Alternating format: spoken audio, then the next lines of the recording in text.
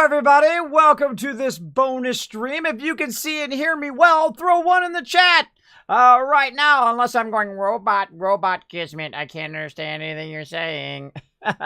Throw in the chat. Let me see if you guys got it rocking. This way we'll go for 15 minutes and then I find out, Kismet, your stream's all screwed up. It's gonna happen. Even if you're a pro streamer like me, well, I use that very loosely. But even if you're a pro streamer, it still happens all the time. It's a technical problem that typically happens. Nothing I'm doing. I keep my machine exactly the same every single day. I never touch anything unless I'm upgrading graphics or something like that. Now, this is a bonus stream. This is on top of my normal stream. Typically, I stream 5 days a week. But I want to get back in, see what's going on with my 7 Days to Die crew. I'm hanging out with them right now. Lots of sexy, awesome peeps hanging out in the Discord right now. You could be joining us. You could be playing some 7 Days to Die with us. I've given away 70 plus copies. We could have 70 people here on the server right now. If you want to be part of it, go into our Discord, discord.gg/Kismet, and check it out in there. We've got those rules in there. We've been working on the rules and trying to make it smaller, easier to read. Of course, you know what the great thing is in life? When you work with other great, amazing people. I think that's probably my favorite thing in every place I've worked or every company I've worked with. Is not the company itself, like when I worked for Apple. It's really the amazing people that you work with that you're trying to help them be better at what they do. And in return, they also help you be better at what you do, right? And I think that kind of connection is a very rare and magical thing when that starts to happen, right? It's really magical, I find. Like my mods are incredibly awesome. I was talking with them. Of course, we're talking to my senior mods today. We were working on some projects and whatnot. Amazing, amazing. They're always helping me out behind the scenes. They deserve lots of love, by the way, in the chat. Of course, all my mods are amazing. They're always helping me out, backing me up behind the scenes. I appreciate all of them. Who do come in and say, Kismet, I got your back, bro. I was also working with my stream team who are also amazing and trying to help them get to their next thing, right? To get to affiliate or to get to their kind of next stage and how to rework their overlays and how to do all of that stuff. So I have a select few people that I do kind of mentor in that way. We look at their streams and we give them suggestions, but in a kind and respectful way. We don't say, you suck, right? You don't want to do that. You want to make it a very open and safe place for you to give feedback and for them to ask questions. And you never want to make them feel dumb. You don't want to make people feel dumb. People don't care anything about what you say if you make them feel dumb. Don't do that. Never talk down to people. Because they don't want anything to do with you. And I don't want anything to do with people who do that to me. Kismet, you don't know what you're doing. You should be doing this and this and the other thing, right? If I solicited that feedback, then fine, right? Or if they say, Kismet, you have this problem and here's a solution. Well, even if they say it in not perfectly a nice, respectful way, I'll still listen to that. But if you just say you suck, I'll completely ignore everything you have to say. And so will everybody else. Because you haven't given a solution. Just saying you suck or this is messed up. Well, what's your solution to it? How do you solve the problem? That's the way I always give feedback. Like if I give feedback to Bethesda, hey, Bethesda, you got a problem with your weight in the actual storage, right? The storage weight. It's too overburdened. I run out of space too easily. How can it be fixed? Use the bulking system. It's already in the game. It's already in the game. Change the parameters of it so you can bulk stuff, which reduces the weight of those things from like 100 weight down to 1 weight. And then you put it back in your storage. And guess what? It weighs less. You still get the same amount of resources that you collected. And it solves the problem, right? You want to solve the problem. You don't want to just tell them what the problem is. Telling them the problem, that's easy. Solving the problem is hard. And of course, I've worked with my mods and my stream team today, so sorry for the delay. We're having lots of fun. We're having lots of fun talking about all sorts of stuff and helping them in all the ways that I can. My goal, I think my next kind of stage of my stream is going out and reaching out and helping other streamers get to that next stage as well. I like to be the streamer, right? The kind of, if I had enough money, I would totally, if I won the lotto or something, I'd become like the investment streamer, right? Invest in great streamers, not only in monetary, but also in time. I think time is probably the most valuable thing you can get from somebody is their time to come in and say, hey, look, here's how you could fix your audio. Look, here's what you could do on your overlays. Here's what you could do on all of that. And that's what I'm doing with my stream team right now to just get them rocking and rolling. And of course, they need any help. They need feedback and all that other stuff. And we try to have those meetings, every couple weeks or every week to get them going. But I've been out sick and all that sort of stuff, so I've been kind of falling behind on that. So we were just catching up today on how's everybody doing and where everybody's goals are and that kind of stuff. Now, it's not for me. You shouldn't think of things like that. Like I've seen people, they start a stream team to raise their stream up, right? Oh, well, hey, everybody, be part of my stream team and then host me, right? That's a terrible way to approach that. Terrible way. You have to actually care about other people. You have to care about their success. If you care about other people's success, they'll know. They'll know whether you're genuine or not right off the bat. I can spot people who are just not genuine, who are really in it for themselves. Can't you? Put a 1 in the chat if you know that person, right? Or those people. Maybe you may know multiple people who every time they talk to you, you can tell they're just in it for themselves, right? They just only care about themselves. Now, I only have so many minutes left in my life, right? I probably have less minutes ahead than I do behind. So I'm going to spend every one of those minutes just helping other people and bringing some positivity to you guys and doing what I love every day. And, I don't care what age you are. I would suggest to do the same, but, it's your life. They're your life choices. But to spend those minutes very, very wisely. And I love investing time into helping other people. I think it's a very wise investment, I think. Now, right now, I'm waiting also on my 7 Days to Die map to load because I just remembered right before I started the stream that it actually was re-downloading for everybody. So I have to re-download it. So it's downloading right now. So how's everybody doing tonight? Let's see who we got in the chat. I love shouting you guys out in the chat. I love interacting with you guys. My favorite part of Twitch is just talking with chat. I mean, I could do just chatting all night long. But I do like to play games too because the funny thing is when I'm not playing games on stream, I am very rarely playing games anymore. My game time that I used to have for game time is also my stream time. So they kind of coincide. So I get to do two fun things at once. Hey, combine fun things together. That's what I try to do. They get the most out of my time. Raz coming in. I see Dark Angel with that host. Thank you so much for that. I appreciate that love. Dark Angel, of course, one of my mega supporters here in the stream. Make sure to show him some love. Click on his name right over there. Click on his name. Go to the stream. Hit that follow button. Check him out the next time he goes live. Incredibly great guy. All right. Scorched Dragon says, hey, everyone. What's up? I got Cat coming in. Hey, Cat. How you doing tonight? We're going to play some 7 Days to Die. I've currently got myself muted. By the way, guys, in 7 Days to Die, I typically do that in my intro. While I'm waiting, when I get in there, I'll say hi to all you guys and all that stuff. I like to say hello to the chat and, of course, all my mods as well. So we got tons of peeps backing me up tonight. Who we got backing me up? I don't know. I think Chewy put it in the chat. Normally, Chewy puts it in the chat who's modding for me tonight. Now, this is a bonus stream, so I might not have anybody modding for me. I don't know. We got Dark Angel backing me up. I don't know. Maybe he'll mod for me a little bit tonight. Let me know in the mod chat, by the way, whoever's modding for me right now. Thanks, everybody. I see Dark Angel backing me up right now. Appreciate it, Dark Angel. There we go. See, sometimes these bonus streams, my mods are not scheduled, so it does throw them off because I throw these out randomly. I don't pre-think them. There we go. And most of my stuff I try to pre-think so everybody has a schedule, and then we also check in and say, checking in for tonight and that kind of stuff. It's really, really great when you have that, when you increase your communication between your team. If you have fantastic communication, even if your team is not super strong at what they do, and this is something I learned a long time ago. I'm not talking about my current team, but I'm talking about even in the past.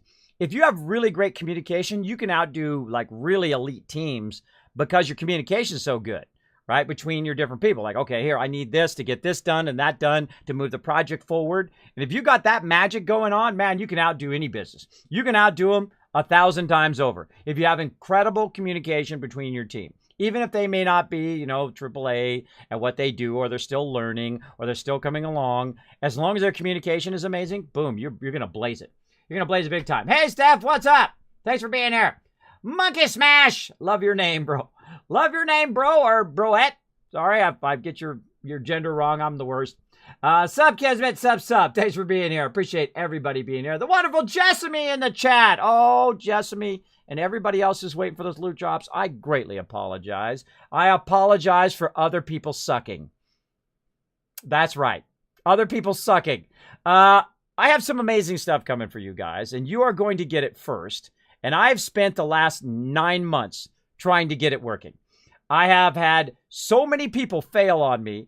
getting these loot drops, but I have seen the latest prototype, and so beautiful. So beautiful. I love it. Am I going to show it to you? No. Because you know what?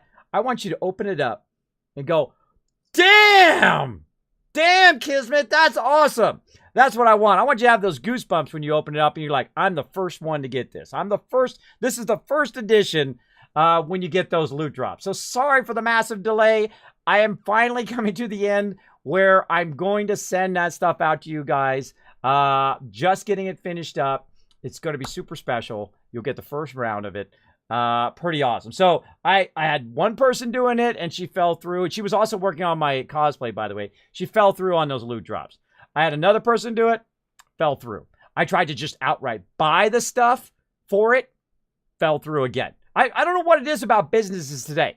I don't know what it is. When I was in business, right, I would always follow up. I would always come through. That's how you build a business. You got to come through as much as possible, even if you fail a few times along the way, which I've never missed a deadline. Never missed a deadline before I got sick. After I got sick, sometimes I accidentally sleep too long and I miss meetings. I really hate that. I don't know, my mods, I've told my mods this many times, but I just kick myself for like a week or two when I miss a meeting, when I'm late for something, every single time. When I'm late for the stream and I have an excuse, but I'm still going to bug me for the next 3 days that I didn't start the stream at 11:30. That's just the way I am. I like to deliver. So when other people don't follow up and other people don't deliver, it drives me crazy. When people are late, when people have an excuse all the time, oh, well, this is the reason why I was late. And this is the reason why I couldn't do this thing, right? That drives me crazy. It drives me crazy, but I'm trying to be more chill on it. But still, I mean, if you're coming through every time, you're following up and you're on time every time, that's how I like to be, how I used to be. With medical conditions, very, very difficult to do that.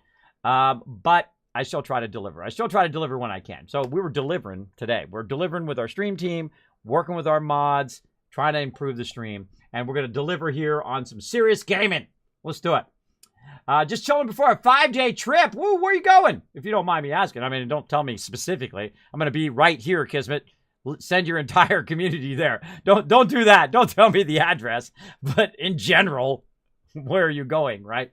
Yeah, don't give out specific information or phone numbers or, your credit card information. I've actually had people on Discord or in this back in the day on Ventrilo and on TeamSpeak, and they forget to mute their mic and they start going, yes, my credit card is 5731 when they're ordering a pizza. And I'm like, ah! So I'm like, pow! I had to mute them. I had to mute them on voice chat.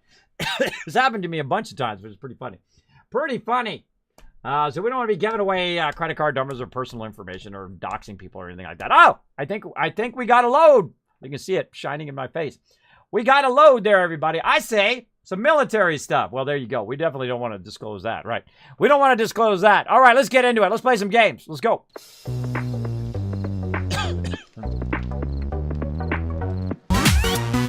All right, I got my good stuff here. Got the water, the agua. And then I have my wife is a bad influence. Right here. Cherry Dr. Pepper, which is actually not that good. I'm not a big fan of it. It's okay. But I like the original Dr. Pepper's way better. Because it's actually cherry. It's already cherry. It's like a cherry Coke, only better. I used to drink a lot of cherry Coke back in the day, too. It's probably what's really bad for your teeth. Watch out for that. All right, so here's our little base that we built last time. And you saw me kind of filling it in. And building it. It's very bright in here today. And it looks like we kind of expanded out here. Very nice. And I kind of built the rest of this in and just left the frames. And then they filled in the rest of the frames. This is looking good. We got ammo over there. Nice. Transportation. Looking sweet. We got clothing and armor up here. Looking nice. Armor and arrow. Finished meds and all that we had before. Looking good. We got 3-4 forges there. We got another forge going here. Let's go ahead and see how everybody's doing here. Wow, it's only 2 people. Sushi's in here. Where's Sushi at? What's up, Sushi? All right, now we're getting everybody in. Bam. Everybody was like, Kismet, we couldn't get on the server. Then I restarted the server, and then it's up and running. They're probably sitting here waiting all this time. It's actually been running all this time. I restarted earlier. They could have been in here. I think they were waiting to do Horde Night with me. I think that's what it was. Oh, yeah. Horde Night's upon us now. I have nothing on me. I have 0 things on me, so I'm in trouble. It's the reason why I usually tell people not to do Horde Night so close. But I think someone, I don't know how someone stopped the server. I didn't stop the server, by the way, everybody. I didn't stop it. So I don't know how it got stopped. I don't know if you guys crashed the server or whatever, or the server just crashed on its own. Maybe crashed it on purpose. I don't know. I don't know, but all I know is I need a weapon quick. I'm going to get me a shotty. I'm going to get up in the club. No snipers. We got a bow. Let's get our bow going on. No sniper rifles. No snipers. All right. Well, what do we got to do? What do we got to do up in here? Hey, people. I need me some arrows. Get us some arrows. We'll get us some shotty. Right here. Let me say hello to my peeps. Make sure they're not too loud. Let's go. I see somebody in Lurker there. Hello, everybody. How you doing tonight? Good evening.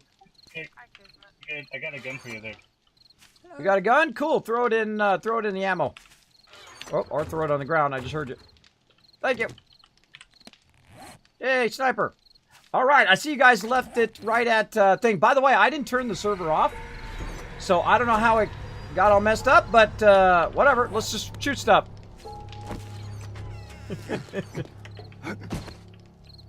All right, cop coming in from the west side. All by himself. All by him lonesome.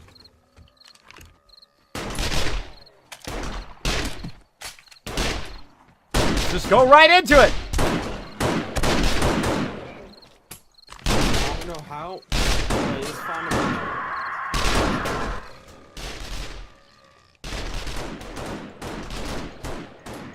Now we call this the cage, where we can block mobs from trying to get us. I've sent out party invites to everybody. I've already got party invites. Already sent them. I'll send them to you guys. Is Sushi in here? Did we get Sushi? There you are, Sushi. How you doing? Hi. Hello. How are you? Welcome to the server as we go straight into Horde Night. Yep, something's trying to kill me. Well, there we go. Trial by fire. Have you already made it to the base, or are you just out somewhere? I'm out somewhere. I'm dying. Oh no. Well, prepare to die a lot. That's fine. We'll figure it out. It's an adventure. That's right. That's right. We'll come and do a search and rescue with you here in a bit. We can bring out a vehicle if we've got them ready. And bring you into the base after Horde Night here. You're also welcome to log out too if you don't want to get killed 5,000 times. But hey, it's part of the fun.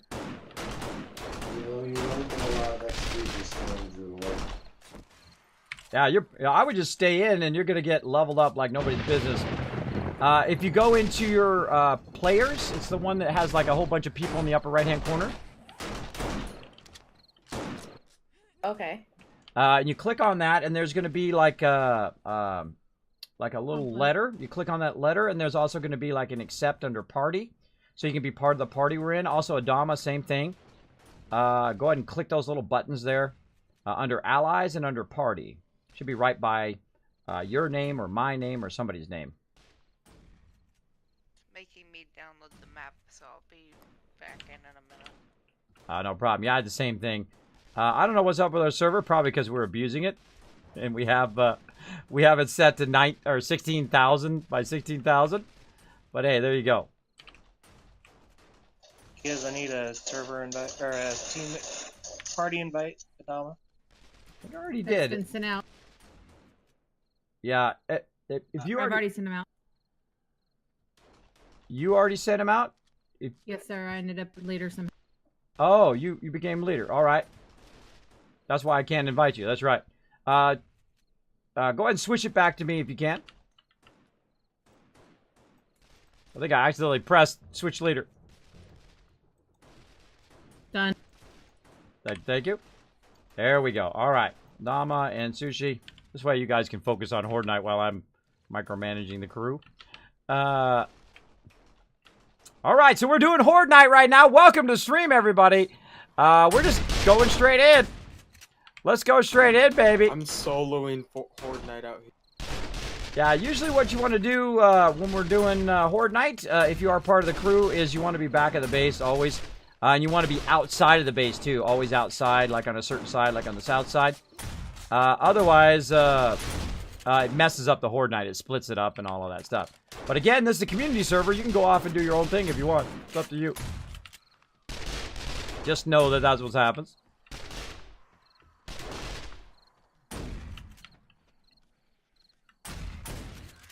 Somebody's out there doing a hammer. Who's doing the hammer out there? Sir Squirrel's a lot.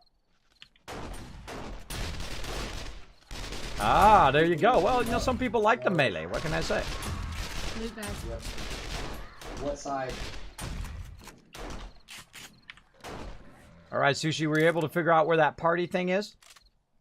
No, I saw an envelope for other things, but not for the party. Yeah, hit I, like inventory, and it will actually pull up the party window, the player's window. Okay. And then, like, the fourth one over says party, and if you scroll down, you hit that little thing. I think it's next to my name or your name or somebody's name. You just click a whole bunch of stuff on that party there until it lets you into the party. Because you're going to get shared XP across the entire map. So you're going to get, like, 10 levels, like right now. It only has a 5 kilometer. Unless that's Sorry, what was that? It only has a 5 kilometer range unless that's been modded. No, I've already modded Yeah. it. It's at 20,000 right now. I'm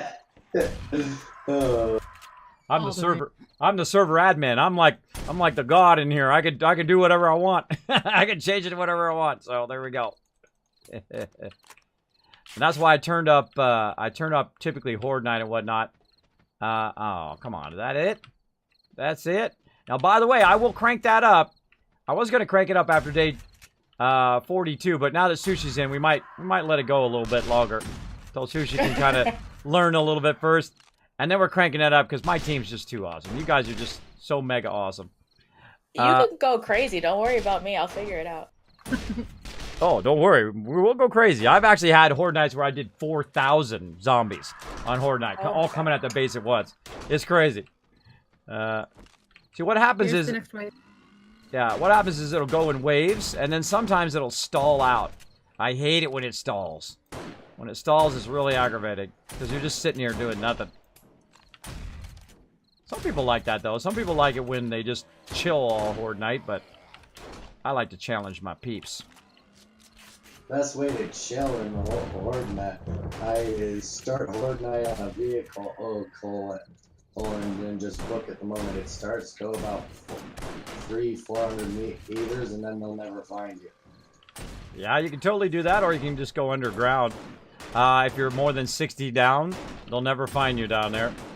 Or you go 80 down, you're definitely good. And then they're just up a circling above you. Now, if you're only like 10 down, they will find you and they will tunnel. But if you're a certain distance down, they will not bother you, even here in Alpha 17. But, you know, you don't want it too easy. That's why we don't do subterranean bases anymore. Subterranean bases are just too easy. We like the challenge. Now, just so you know, it'll be like 50 times harder than this when I turn the modelet back on. Adrim coming in with a tier 1 sub, love. Blowing it up. Thank you for the love. Appreciate everybody hitting the follow button. Sad and Low coming in. We got Raz with the host. We got Atrium with the follow and the subscription. Thank you so much. Appreciate it. You playing PC? I am Sad and Low. Playing on PC right now. Let me catch up on chat. Hey, Kismet, what's up? Steph, how you doing? Who else we got? Shadow playing game. How, you know, what's ironic, Kismet? Pokey's playing 7 Days to Die as well. Pokey's actually one of the reasons I started playing 7 Days to Die. He was showing me a whole bunch of stuff. Pokey's amazing at 7 Days to Die. I wish he would get in here with us, the slacker. Because he is amazing at building. He's amazing at doing all sorts of stuff. Especially decorating. He loves to decorate. One time, we had him come in, and he made like a whole entire like village in the game. It was pretty amazing. Pretty amazing stuff. I love doing the sniper. I've got a headshot perk that works pretty fantastic.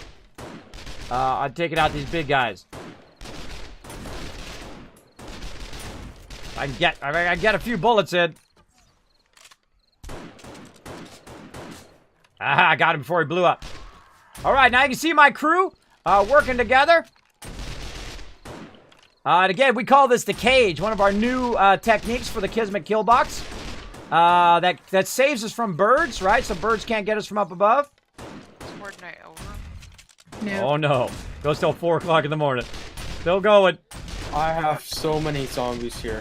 I'm at 80%, so we'll see where I spawn in. I don't remember where I logged off. Oh well, you're gonna get a surprise, that's for sure. Little heads up, by the way, guys, when you're shooting mobs, try to stand to the right or the left of the jump pads behind the bars, because it just what happens is the crawlers will jump across, but they won't jump across if you're standing a little bit offset. We got to color that in like we did before. We had it colored in red last time. That was a genius idea of where not to stand. All right, let's look around. This base is looking sweet. Kiss, can I get another invite, please? Absolutely. Get you in here. Sushi's still not in the party. Click that party button. Hit I and hit that party button. There we go. There you are. You missed out. You missed out on all that XP. That's okay. all right. See, my oh, here we are. Some people's on the west. My thought is, you know, even the people who are hanging out in the base, who are doing cooking, and like me, I'm the quartermaster, so I micromanage all the stuff. That everybody should be getting that shared XP, and they added a party system for that reason, right? So you can have it real short, where the group, you know, who's running around together will get XP. Or, like in my case, I cranked it up to 20,000 on a 16,000 map. So no matter where you are, if you're in party, you're sharing it across the entire thing. So the people in the base don't get shortchanged. So they're not level 5, while everybody else is level 55, right?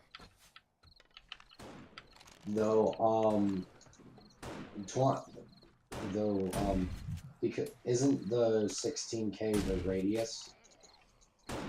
Yeah, it's 16 by 16K map. So it's 16,000 map. Yeah, but well, if 16 is the radius, then that means the diameter will be 32. So if people are on opposite sides of the map, they actually will be out of range of each other, but they have to be really far. Oh, right. Right, I see what you mean. But it doesn't do radius anymore. The map is square. Right? Does it go off the center? Does it go off the center line as 16K? Or does it go off the sides of the 16K? That's what we need to find out. Great question. Great idea. We'll have to figure that out. But it used to be a circle, and then they made it into a square, and then they made the map really small. Like 4K is default now. So I guess, yeah, if you think of it as a radius, it'd be 4K wide, which would be a radius of 8K. So yeah, maybe I need to crank that to 40K. I'll do it. I'll check it later.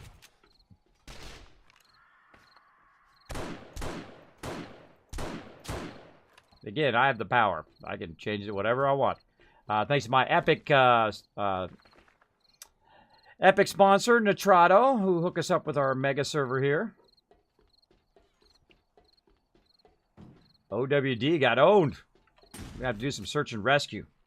Do some search and rescue. Get these peeps who are out in the middle of the boonies. I like being in the wild land. Yeah, there you go. Well, hey, you know, some people like to go melee. Some people like to, you know, just go crazy. Sushi is way out there. We're out to come and get you, Sushi. I'm taking a stroll. Well, there you go. Logged in on Horde Night. First time. Just coming in hard and heavy right at the start. Bird tried to get me, haha, but I'm in the cage. Trial by fire. That's what I do. I just jump in the fire. Bird tried to gank me. You see that? Bird tried to gank me, but I ganked him instead. Oh, plenty of mobs northeast side. Out there having some fun. Crawlers and whatnot. I'm loading in now. Nice big wave. Oh, yeah. Oh, we got a feral chasing him out there. North side. Hey, I loaded inside the base. Yay!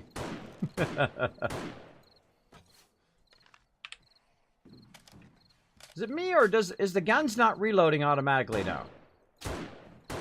You have to click again. Yeah, it reloads either when you try to fire while empty, or when you press reload. That was a change with the initial Alpha 17. Yeah, see, It was so that it's awkward. you could do stuff like fire off your crossbow and immediately switch weapon. Ah, there we go. Can I get an invite to the party? I'm on it. Bam! Get that sweet loot. And that sweet XP.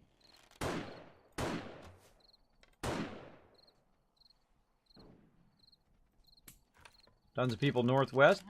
Out there meleeing him. Oh, cop coming in. 2 of them. North side. By the way, We if also you're found out that the reason why the irradiators are so tough is because they have a health regen of 100 hit points every 30 seconds. yes, and they come back from the dead too.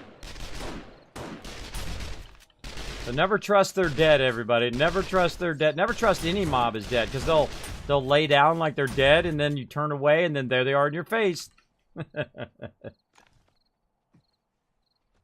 Also be aware, up more coming in southwest side. Actually, the respawn's doing pretty good here in Alpha 17.1.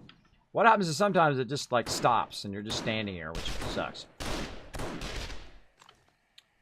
Yeah, also be aware if you're out there meleeing and you're running around down there, it makes it incredibly hard for people to shoot the mobs. Because, you know, you're constantly moving and people are trying to, you know, target them as you're moving. So just be aware of that as well, if you do like to melee. Try not to grab all of the mobs. Just grab a few of them and melee them, and then, you know, look out for the rest of your team, basically. Yeah, well, Horde Night mob zombies are all player specific. They are all seekers, so they have a particular player that they have in mind that they will attack irregardless of everything else. Earlier Horde Nights, I started at a distance out because I forgot. I lost track of time, biked in, and then I was just standing in the middle of them as they tried to charge past me and just knocking them down, and nothing would ever attack me. Well, they also, like right now, you've got multiple of them on you. They'll also target, if you hit them, they will switch target onto you. So, that also is something that does happen. They got that That perk. wasn't happening before. Maybe it's supposed to happen. Yeah. So just be aware of that if you're out there melee. All right. So we're taking out the zombies. So again, remember I will add that modlet. Maybe I'll add it like after day 100. Everybody get in here and get acclimated.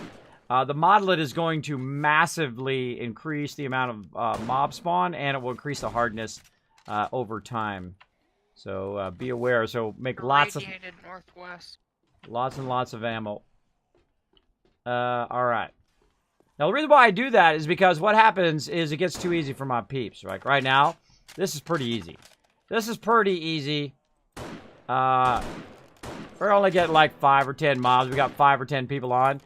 It really gets scary when you have about 30 mobs or about 50 mobs going at the same time. Was that an old text? On the north side, inside the... North side, what? He's grabbing Yeah. loot. Oh, loot. All right. The primary reason why I was out and about.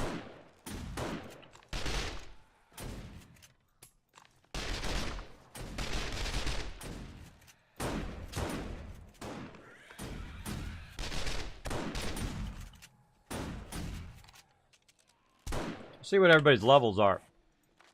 Where's everybody at? Look at that. Monterey Pat is 90 already. Peeps have been playing a lot. You can always tell the people have been playing a lot. Look at that. I've been playing a ton. Me, I'm noob level. I'm level 30. But the cool thing is we're sharing XP right now. Sharing XP.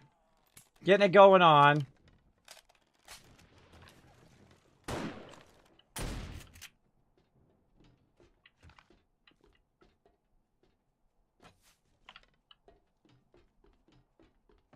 That's it, everybody. It's game over. On Horde Night, anyway. I got a spare mini bike. I'm gonna go get sushi. All right, awesome.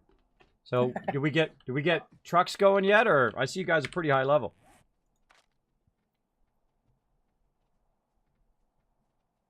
I know we have a mini bike out. I think it's just mini bikes right now. Just mini bikes. All right. Who's doing the vehicles? Who's in vehicles?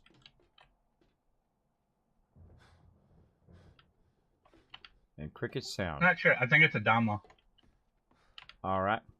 There's a couple backpacks of mine wandering around outside. I don't remember where they are. Feel free to pick them up, guys.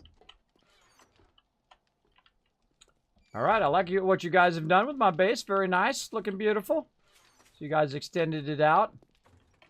And to cut some holes in here and rearrange a little bit. Let's see what we got. Now, by the way, everybody new to the server, hello, my name is Kismet. Welcome to the stream, and welcome to, be aware that you are live on my Twitch channel. Watch those language. As well as welcome to the server. I typically do what's known as quarter mastering and working on the base and building stuff and whatnot. But I want everybody to feel like they're a vital part of the team, so whatever you feel like doing, just, communicate to other people and, don't take their stick away is what I like to call. Because what sometimes is people come in, they're like, hey, I'm the best player ever. Look how awesome I am, and I'm going to be the everything person. Don't be the everything person because it makes other people feel unimportant as part of the team. So I cherish everybody. If you want to do some overlap or whatnot, just communicate with other people. That's all I ask on the server, and be awesome. Pretty much it. Also, this game system doesn't let you be the everything person until you're really high level. Yeah, well, people still try to do it. They're like, okay, I'm going to make the ammo, I'm going to make the weapons, I'm going to make the thing, I'm going to do the other thing. Yeah, let's not do that. Let's help peeps out along the way. Now, again, for those who may just watch the stream or may not know, I have thousands of hours here in 7 Days to Die. I built thousands of bases and whatnot along the way. If you have a lot of experience and whatnot, feel free to share that experience. We always like to learn new stuff up in here. I do appreciate it. All right, everybody. I'm going to start emptying these forges so I can move them elsewhere. Stone. All right. So what we're going to do is start to vacate the forges here. And what we're going to do is we're going to start building different I'm going to start building different sections of the base. The cooking section and the storage section and all those different things. Kind of like what you guys have already I see you filled in the rest of my frames there, and you got a little bit of the rest of the base filled out, which is awesome. Let's see if I still got my thing up there. I do. Now what I can do is I can go in, I'm going to start taking all this stuff out. Now the reason why I'm going to do that is so I can knock this wall out. I can knock this wall out and then connect the other side of the bases so you don't have to walk all the way around. Another thing I'm going to do is take out this here. I'll take out the doorways I brought up earlier, and just basically make it so you're not so confined in this particular part, and basically take out the doorways. Take out the doorways, and I'll probably move all of this stuff and inset the thing kind of like I have over here. See, I've got this kind of outer walkway. Makes it easy to come out the door and then jump or make it between the two different sides. So I'll be doing a lot of that kind of stuff on the base. Also, be aware if you are watching the stream or you are talking in Discord that I will mute you from time to time when I'm talking to the chat. There we go. I have a storage box on the other side of the wall, Kismet. If I'd emptied it already if you want to destroy that wall anytime soon.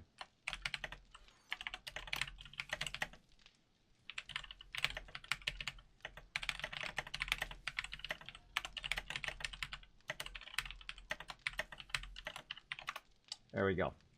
All right. So we'll keep on rocking and rolling. Also be aware in voice chat if you are watching the stream. Actually, I'll turn on voice chat. Sorry, sometimes I will mute you guys in here when I'm talking to the stream. Just a heads up. So if you're talking to me and I'm not responding, it's like, Kezra's not listening to me. He's such a jerk. He's not responding. That's because I mute you guys when I'm talking to the stream, because you guys can't hear me when I'm talking to the stream. This way it makes it easy for you guys to communicate while I'm talking to them, and so on and so forth. Also, be aware to not just constantly talk on voice chat, because people might be in a dangerous situation if you're just kind of narrating your adventure. That it does make it difficult for other people to communicate. So there you go. I'm kind of like the rule. I'm like the rule guy on here. But hey, just have fun. All right, Sushi. How can we help you? we need to bring you back. The bicycle and some Check the bird's weapons. nest, Sushi. I'm, just checking out the wonders of this forest. We gotta find out where you're at. Oh, I see stops way up there. Let's see. We got mini bikes and bicycles in the transportation box. That was totally wicked! There we go! TR Jeffers, what's up? Kismet, Fallout 76 patch tomorrow. That is correct. That's right, we're getting that new sweet, sweet patch action. Nice long shot on that bird, Kismet. Well, thank you, Jessme. I like the snipe stuff. Maybe because there were still some spawns alive elsewhere, it let them keep spawning, but if they're all dead, it stops. Yeah, the funny thing is it should continually at least go one per person, which is what it used to do. And I still think that's too easy. I mean, for my crew anyway. I still think that's too easy. So I will add the modlet that makes that epic, that makes it insane. But first, when people who are new to the server, we got to let them learn a little bit first and then throw them in the fire. That's what we do.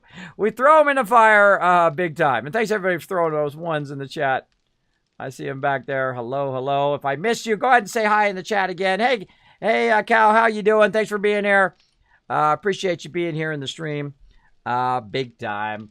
There we go. So we're trying to find out where Sushi is. Monterey Pat already over there lending a hand. All right. Now the fun part, Sushi, is getting from where you are to getting where we are. You're not too far, though. You're about 2 kilometers out. Not too bad. All right. Okay. I see that. I'm trying to figure out the mini bike thing. Well, Monterey Pat will fill you in. He's usually our mechanic. All right. Oh. Just put it on your toolbar like you would like a weapon or something like that. And then... All right. So he's going to talk a bit about that. As you can see here, look, this is about 45 minutes this is going to take. So we're going to let that run. We're going to take all of that out of there. I'm actually going to cancel the cement. The reason why is the cement's going to take longer. Look at that. Now, instead of 30 minutes and then 14 minutes or 36 minutes and 14 minutes, it's going to be a total of 30 minutes. So it saves lots of time. We can always melt it down again. We can always redo the cement. But right now, we're going to move all this stuff so we can kind of fix the base. And if I had it to do all over again, what I would have done was I would have made a quarter base first. And then I would have added another quarter and added another quarter, added another quarter. I'm going to do that next time. See if that works out much better. So day 7, I would do 1 quarter. Day 14, we would do another quarter. And then as you go more every 7 days, you kind of expand it throughout those 7 days before you get to Horde Night. So it's just easier on the crew to start. We were really ambitious this time. We did a 30 by 30 base, which is just insane to do at the very beginning. It was very, very time intensive. But I think we rocked it. We rocked it. But it is a heavy burden on the crew that early. All right, and we'll go ahead and put this in here. We're going to take all these things out. We're going to empty the iron like so, and the clay. There we go. Rock that out of there. Get it going on. What else we got? We got iron. These are going to take a long time. These are going to take a while. Oh, that's 230 minutes right there. That's going to be a while. Clay. Boom.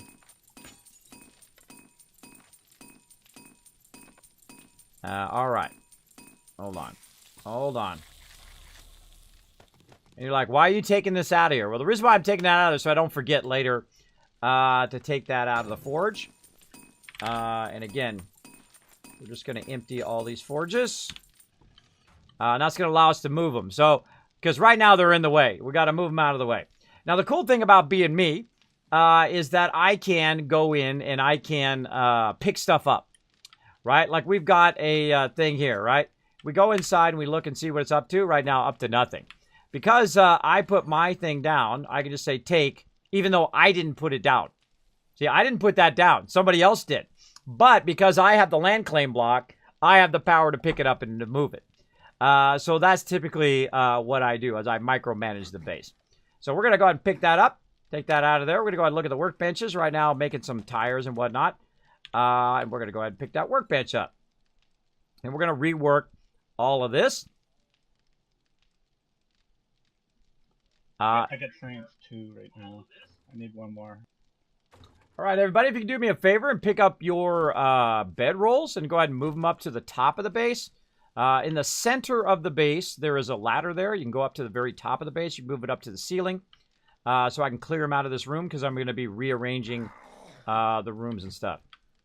So feel free to get that done before you go, or if you're around or whatever. When I go to start to move it, I'm going to start removing people's bed rolls. So be careful. I don't want you to get stuck out there somewhere as well.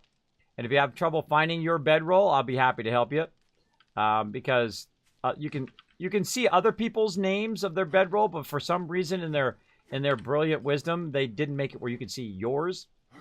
I mean, you can see it in your radar, but I mean, you can't see, it doesn't say your name on it, which is what it should do, right? Should have your name on your bedroll. Yeah, up on the roof. So you just go up the ladder and throw it up there. There we go. So let's go to pick this up. So what I'm doing is I'm rearranging the base. So the way I left it last time is I just did this one room to protect all of our stuff, right? Then what we did is I made a bunch of frames to fill in the other rooms. And then when I come back right now, I'm going to go ahead and just rework the base so that, got to look in there first. There we go. Now, I think in theory it's going to give it to me anyway, but just in case, just take it out of there. So I'm going to go ahead and pick up all this stuff. I'm going to rearrange it all. Once we get this going, we're going to move the bedrolls up above to the roof level for now. And eventually we'll, make accommodations and all that stuff later. But right now, it just makes it easier for when I'm fixing the outside parts of the base and all of that if the bedrolls are not in the way. Let's see if we got anything going in here. Nope. Let's go ahead and pick that up. So I like that system where you can put stuff down and then, of course, pick it up from there. Very, very cool system. Pika Ninja coming in. What's up, Kismet? I hope you had an awesome night. I'm having a fantastic night, as a matter of fact. This is actually my night. Typically, I'm off tonight, but I wanted to get in and help out my crew, my 7 Days to Die crew, and get stuff reorganized and really work on the base big time tonight. So we're going to really go hard and heavy on the base and get it rocking and rolling. So the first thing we're doing is we're kind of picking up the workbenches because after I did this, I realized, you know what I should have done was I should have done the rest of this back by one space. So I'm going to have to redo the boxes and all that stuff, but that's okay because we're going to do interior and exterior boxes, and I'll show you why, especially right here. Because what you can do is if you have an exterior box, they forgot to fill in that top part. We'll get to that later. But if you have exterior boxes right here, that are protected, right? It's protected against this shot. It's protected up against here. You can literally just go like this and access the box, right? Like this. Now, of course, if it's one back further, you can still access it.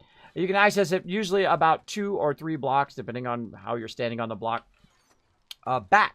So you can reach through here, grab any medical supplies, grab anything you need, but it's still protected with these bars against, cops and whatnot shooting at you. Now, look what else my crew has noticed. This is the first thing I noticed when I logged in. Look what my crew has done. My crew has removed all of that between us and the trader. Now, this was a huge hill here. Well, more like a mini mountain. Kind of a fairly substantial hill that we went in and we cut this out. And we also cut the base out of the hill. Like if you go to the side here and you look, this was all a hill here. And we cut it out and then made it a nice little square area for our base. And then, of course, we're going to clear all of this, and we're going to put a cement road right between here and the trader. And we also made a tunnel to figure out the height level so we could match it to the trader and all of that. And we'll clear all of this and then put some cement down and make it awesome. Make it awesome. Now, of course, we don't want the cement to go out too far. Otherwise, what it does is it blocks the spawn, which we found. If we go out too far, it'll block the spawn, and of course, they won't spawn in Horde Night. So we want to make it cement, but not too far, to where they can't spawn just beyond the base, which is what we'll do. And of course, we'll still flatten it, but we'll flatten it and leave it as dirt beyond, say, 10 or 15 blocks from the base. And we'll get to that. We'll get to that. We've got lots to do. Lots of fun to be had in the server today. So let's get to it. Now, we've got those emptying, and those are in the center of the base, so that's okay. I'm going to see if we got any special tools. Let's see if they got me an auger. Oh, I love you guys. There's an auger in here. Gonna make a grown man cry. I'm about to start augering our base, so if you don't like loud auger noises, heads up. All right, where'd all the gas go? Usually I put the gas in. Is in the transportation box for that. I see. I usually. There's also a couple people on the server right now that can smash things with pickaxes faster than you can auger them. Well, go to it. Enjoy. Auger away or pickaxe away. What are we supposed to be? This wall? No. Don't just start randomly getting stuff. It's okay. You don't have to help. This is what I do on the stream. But I do appreciate it.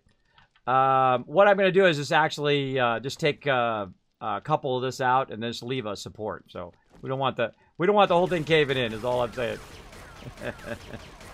But that's okay. I appreciate the help though. All right. So we're going to take this out. There you go. Appreciate the help. So we're going to go ahead and take this out.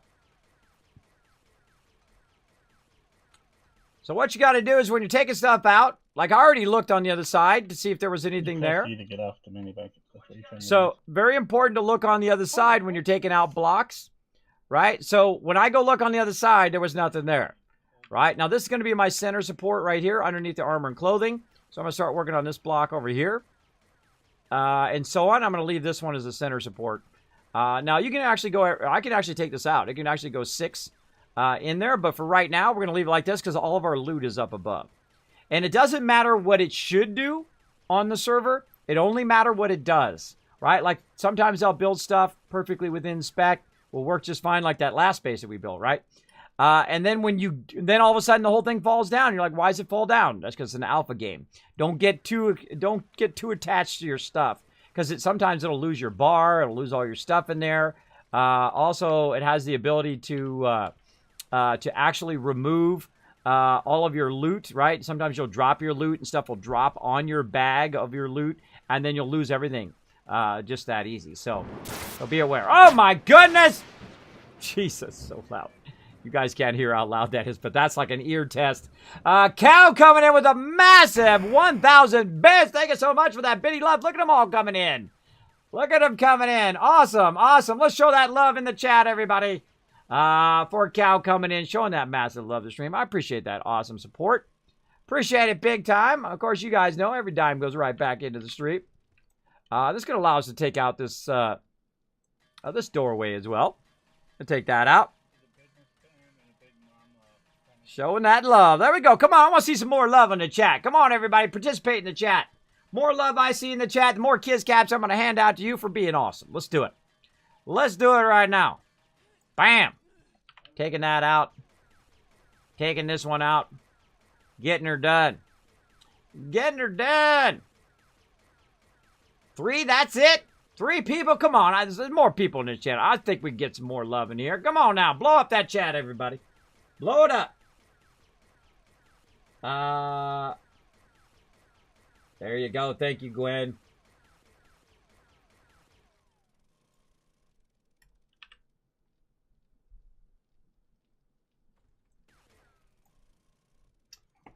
No worries, mods. No worries. I see your chat in the mod chat. Appreciate the love. Appreciate the love, though. We'll get to it next week. We will get to it next week. I ran out of time anyway. Ran out of time. I had to get to the stream because I wanted to stream a little bit tonight. I want to get it going on here. Get our base rocking and rolling. Where's those repair kits? Right there. This is why I always label the outside of the box. So when people like me or people who are new to the server come in, they know what the heck is in the box. Like just calling it transportation. I don't know what that is. Is that gas? Is what is in there? I don't know. When people start changing my system, my organization system, it throws me off like nobody's business. I usually keep it in with tools and items and whatnot. Also good in with transportation, as long as they label that it's gas and that it has item mods or whatever it is. I think it's more effective to put actually what it's in or the major elements that's in it than to call it like a generic term like putting in transportation or putting in, you know, ammo and whatnot. What kind of ammo? Is it raw ammo or is it finished ammo? Right? It's important to have, you know, what it is, right? Like this is weapons and ammo. So you probably know this is finished, right? And this is all finished stuff right here along these lines. See, finished food and meds. Raw food and meds. Raw gardening, right? And whatnot. So it just makes it easier for your people. And I've done lots of quartermastering, thousands of hours of quartermastering. And the thing I know the most is don't make too many freaking boxes. I hate it when there's too many boxes. It drives me insane. It drives me insane. I don't like going in and out of 50 boxes. Oh, cats. Oh. Oops, sorry. Oh, my bad. Sorry, I just accidentally. I was trying to bring in cat and I accidentally kicked you. Stop. Check that out in there. Join the party, bro. There we go. Misclick. Misclick. There we go. Are you reloading there, cat? Yeah, no, I've got the party. Thank you. You're welcome. All right, awesome. I'm talking to the stream while I'm just doing some, you know, remodeling of the base.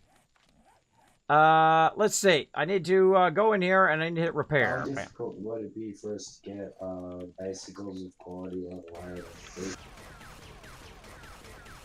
Oh, eventually we do some motorcycles here. We're probably in the motorcycle level if we.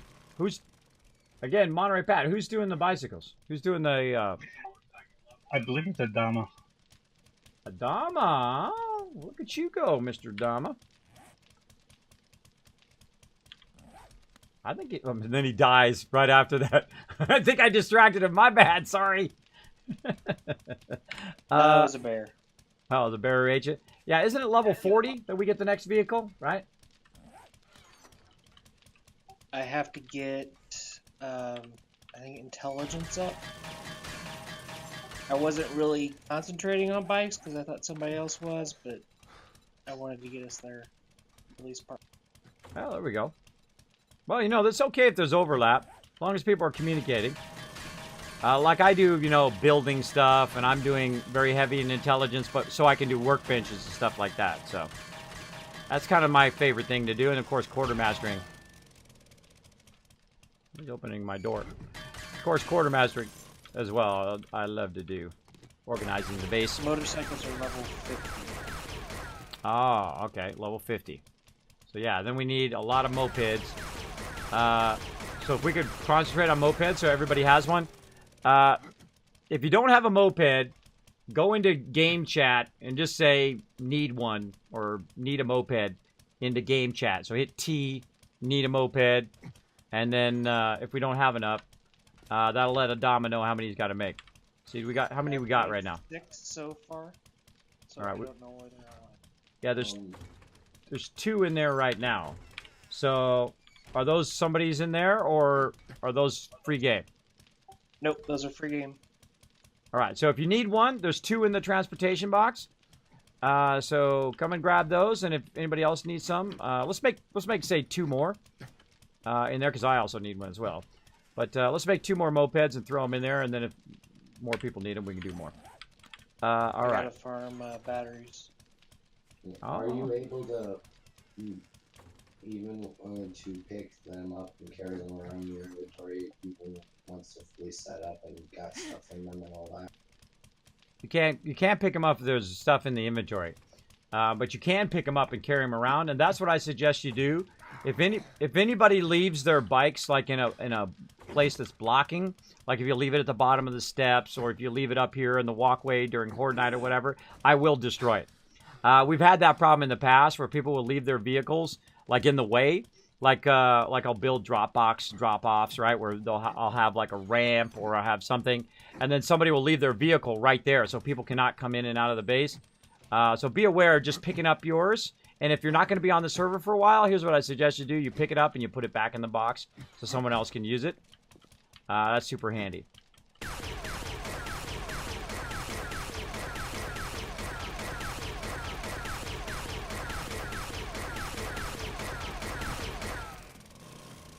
Racetrack? We've actually built a racetrack before. We built a racetrack before, and we actually built a vault. I think it was 60 or 80 levels down, and then we built a racetrack in the vault, like kind of like a vault from Fallout. And we had like apartments, and we had, of course, a place where you could park your vehicle, and we had a whole big crafting area, and you could just race around and do that. We've done races before; it's pretty fun. The other night we were doing, like you can see the highlight on my YouTube channel of us just running around with motorcycles, running over mobs. A lot of fun. Super, super fun to do. All right, so we're widening this out. Actually, probably could have just filled that in there, but we're going to go ahead and move all of this stuff to the inner area of the base. Now, why are we moving it to the inner area of the base as opposed to where it's at now? The reason why it's more convenient for everybody who's looking for this stuff in all the different areas, right? So say you're trying to do food, right? And you're like, well, you know what? I need to get a mini bike so I can run and do whatever. You want to have it in a more central area, which is going to be right around the central support right here. And then, of course, out here, we've let kind of a lip, and then we've left a little bit of an extra space here on accident, but it turned out anyway, so we can have our farm there as well. Tons of farm item there. But over here, I did not leave that gap, so I have to go and I have to fix that with that gap. And then, of course, we have our center area here, which is for, of course, going up on the roof. And this is where I've asked everybody to put their bedrolls. Let's see. Oh, yeah. 2 people have got it done. Everybody else is going to get a surprise if they don't move their bedrolls. They're going to get a surprise. Surprise, surprise. All right. Let's make sure that we don't accidentally destroy anything here. Let's look on both sides. Yeah, looking sweet. And we've got our center support up there. So let's go ahead and work on this. Now, what can happen, even when I'm taking out this kind of other thing here, even when I'm taking out a very secure thing that shouldn't cause anything to fall, this could cause everything to come tumbling down. So be aware. Be aware that the entire base could fall down just for me taking this one block out, because it is an alpha game. So we'll see what happens. Wow, that sounds awesome. Yeah, it was super amazing. That was one of my favorite builds of all time. And what we did is our whole crew, we just found a mountain, and we just started digging into the side of the mountain and made a big vault entrance, and then we dug straight down to bedrock. It was really, really fun. We've had a lot of bases like that, a lot of mega bases. Sometimes we take over a base, or like this base we built from scratch from day one. Which is pretty amazing to have concrete by day 7 and produce a 30 by 30 base by that first 7th day. And that's a teamwork thing. You couldn't do that by yourself. At least I can't do it by myself. That would be very, very difficult by day 7, unless you've made your days really, really long or something like that. Then I guess you could do it by day 7. But if you left it on just a normal day span, and you tried to do that by day 7, it would be incredibly difficult, because you couldn't collect the food, you couldn't collect the resources, and you couldn't collect the stone fast enough to make that happen. It would be very, very difficult. All right, and there we go. Okay, so now we've got that kind of moved out, and again, we're gonna have to move this block back and take out this door. I think we're good to take this door out for now.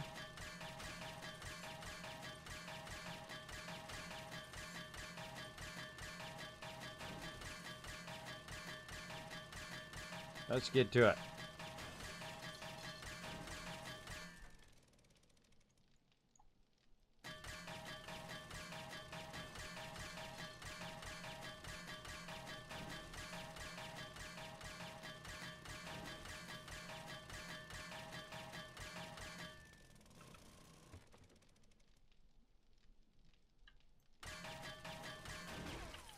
Did we get Sushi back? Did you make it back to the base, Sushi? Yeah, I'm at the base. All right, I'm going to give you a shout out. All right, everybody in my stream right now, if you've not discovered the amazing streamer that is Sushi Monster, let's give her a shout out in the chat. I want everybody in the stream right now to go over there and press the follow button. I knew she would love this game.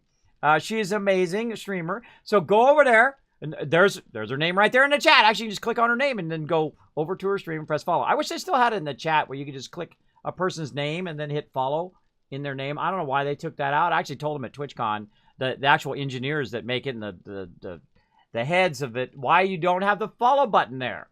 That sucks. I mean, it used to be we could just click on it and do the follow button. But go ahead and click on her name there, or if my mods wake up a bit, if they're still there. Any mods still there? Let's do a shout out for Sushi. Or I'll do it myself if I got it. Let's see. Let's see if they catch up here. Basically go over there, show some love over on your stream. Yeah, I think they're napping. Let's do it.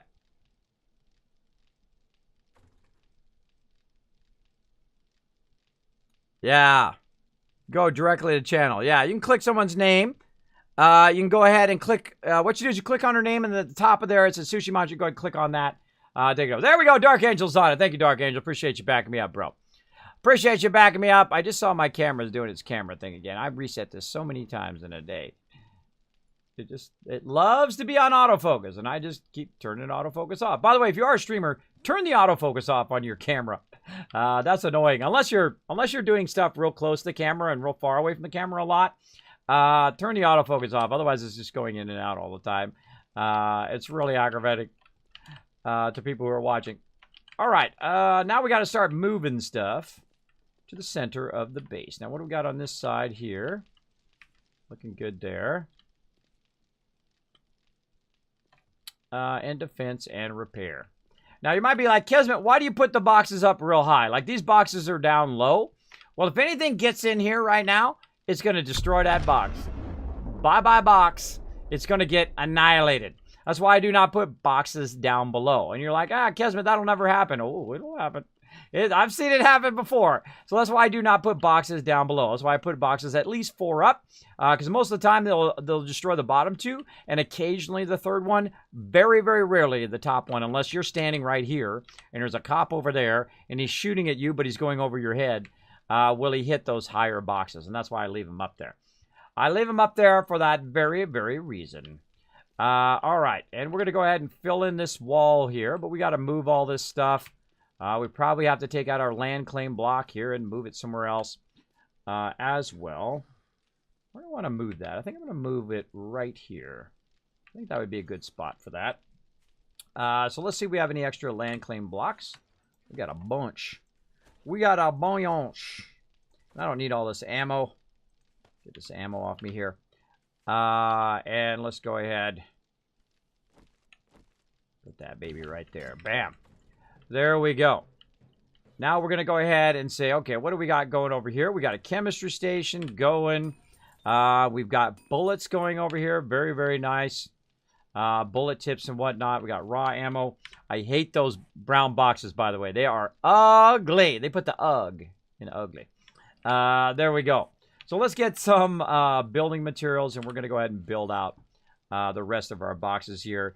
And whoever put those boxes down, I apologize. I'm going to just take it all down and rearrange it how I see fit. One of the advantages of having your own server is you can call dibs. You can call dibs on stuff. All right, let's get her going. Let's see. We got concrete in here. What am I looking for? Nails. Nails is going to be over here in miscellaneous crafting. There we go. Nails. We got wood. We're looking good. All right, now we're going to go ahead and do these other storage boxes to make them a little bit better looking. Now, I also like to do drawers as well. Maybe I'll do drawers this time. Let's go ahead and do drawers. We can go ahead and do that with forged iron. And we should have some nice forged iron in here somewhere. Not in there. They've moved it elsewhere. It says forged iron on there. It says steel and iron, but it's not there. It's somewhere else. Let's go look for it. Defense and repair. Maybe in there. Nope. Scorch Dragon on that side. Monterey Pad over there. We got to watch out for their boxes. We don't want to mess their stuff up. Adama chest.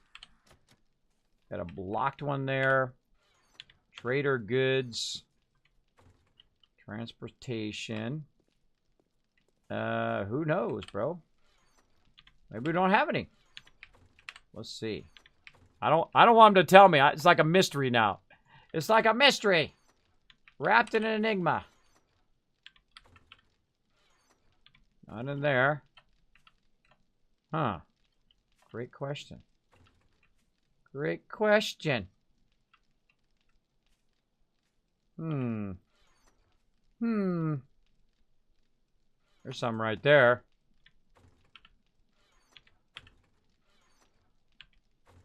Apparently there's none. Well, luckily we have some forges that we can stop and make a bunch. All right, I give up on this. Rifle. I give up on the scavenging hunt. Where'd you guys put all the forged iron, or have you not made any more? Anybody been working on forged iron? It should be in the miscellaneous box if there's some there. Yeah, I didn't see any in there, so I'm missing it. Yeah, it's not there. I queued some more up. It's possibly been used up. All of that, 1,500 of it. Probably. Yeah, now remember, if you are working as a team with a crew, don't come in here and grab, giant stacks of stuff and then go off and do your own thing and build your own base elsewhere. If you are going to build your own base elsewhere, another place other than our particular base, then you got to go collect it yourself. Because, lots of people work together as a team to collect those materials to be used on our base. So, just a heads up. The iron was used on the spikes. Oh, that's good. That's good. That's good. Did you guys know there was about 6,000 raw cement in the Trader's Forge? Trader's Forge. What are you talking about? It's the original cement.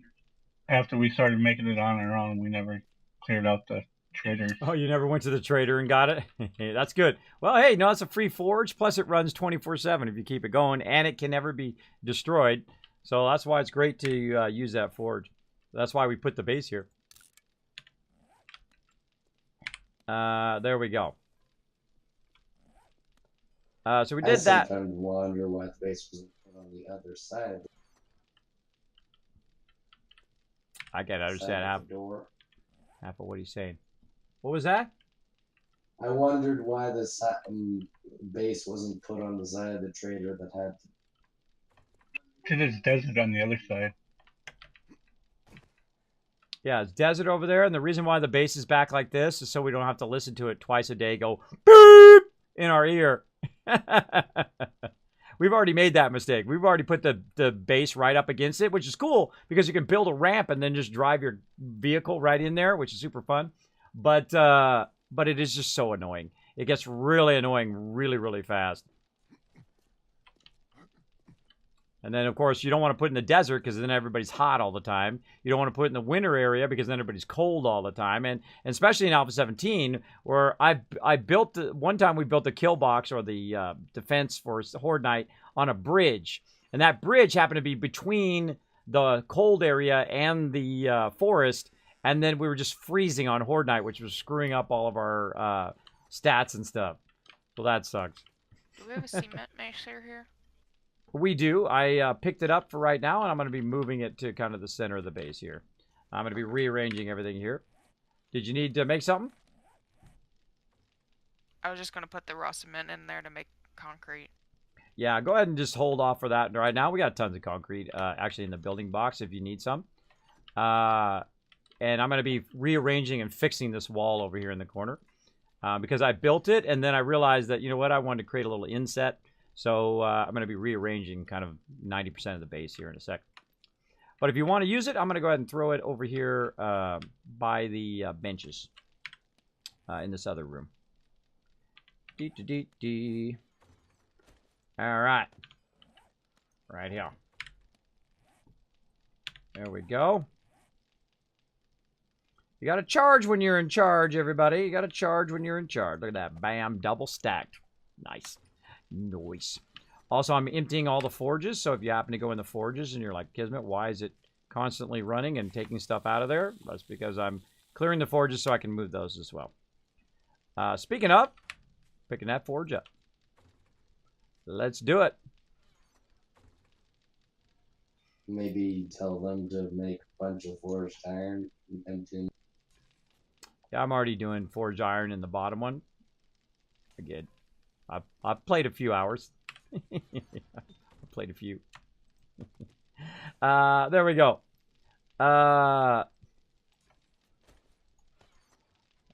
It's always funny. Boom. All right, turn on. Let's get these going. Iron. Get that out of there. And then we're going to do lead. And get that going. And glass. Base glass. Now, of course, it comes out faster if you just do the raw resource than if you try to convert it into something. So I just take the raw resources out. It's much faster. All right, this has got about 50 minutes. That's got about 76 is fine. Let's go with that. And then we'll take the iron out. Now you're like, Kismet, did you just decide to take this out of here? Or did you pre-plan that you were going to come in later and take all this out of here? I knew eventually I would come and take all the stuff out of the forge. Because I knew that I was going to expand the other quarters because I only did this quarter first, right? Because that's all the resources we had at the time, and I want to protect our stuff so we could take it out of the thing we had over there. And then I knew I would expand the rest, and then, of course, take out the overhang and all that other stuff. That is going to make it easy so the whole base will be open, so you'll be able to run around without having a doorway in your way and all of that. You'll be able to run all the way around. And then here in the center area, all along this side, is going to be our forge area and whatnot. And we'll have double forges right here. And then we might put some extra forges over there and whatnot. Which would be mainly for coming in and out of the whole thing. Question for further down the line. If one wanted to make an off-site farm, just basically a walled enclosure with a whole bunch of plants inside, would it be fine to use the resources from the base to build that? Not if it's 50,000 and you're building a massive thing. If you're building just a small thing, probably. And if you do use it, I would say replace the resources so people don't feel like you're just like taking 100,000 resources and running off after all the hard work of them collecting it. Just kind of think in those terms, and if it feels right to you, then go for it.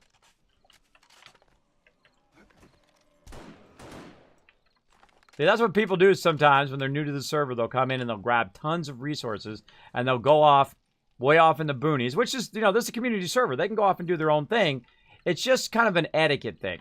It's being respectful of all the people who have spent their time collecting all the resources. So if I go out there and I see someone building a giant Taj Mahal and then all the resources are gone from the base, right? Right? Am I right? Yeah, I'm right. You know what I'm talking about. You know what I'm talking about. And it has happened in the past before. And people are like, oh, I didn't know. It says it in the server rules. It says in the server rules. So there we go. Putting down those blocks and it looks like you're holding a mini block in your hand. All right, so we're going to go ahead and move these out here in a nice, easy-to-access spot. We're going to put it in our bar. Bada bing. Bada bing, bada boom. Have those pesky kids been moving all your bows around again? Or boxes around again? Yeah, they do it sometimes. But that's okay. They got to do what they got to do when I'm not in. So there we go. Sorry I'm so quiet. I'm trying to learn the game. First time playing. You go ahead, Sushi Maja. You do you. If you need any help, you let us know.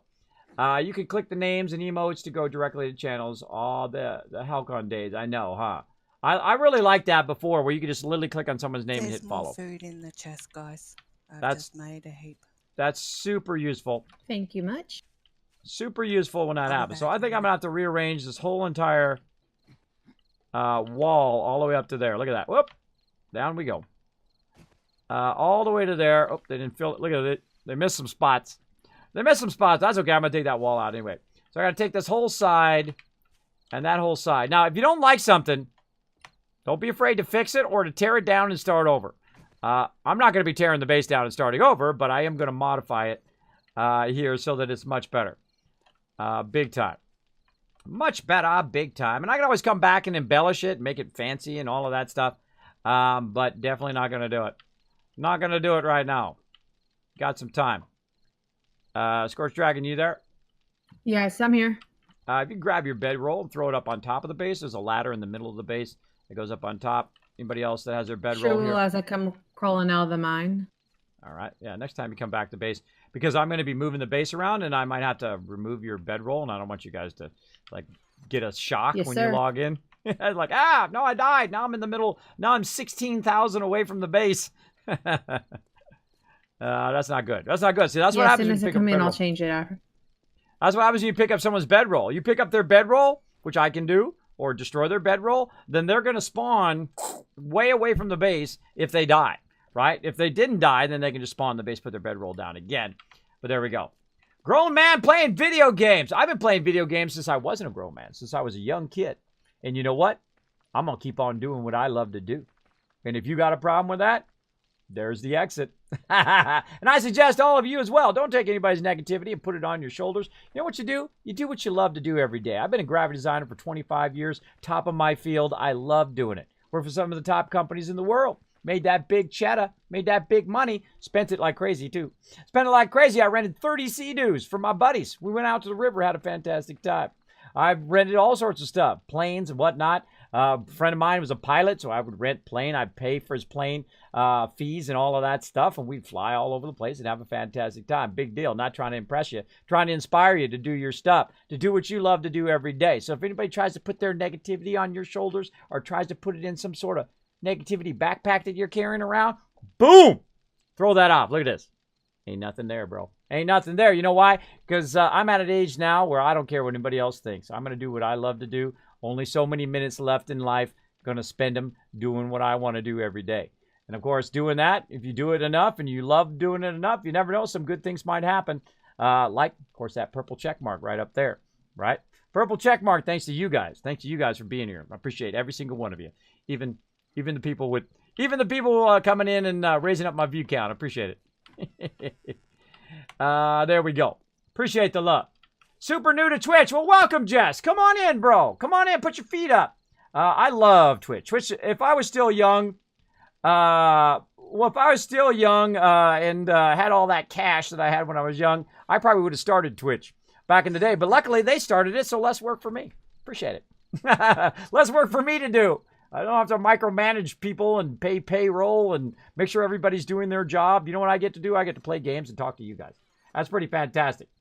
Pretty fantastic. There we go.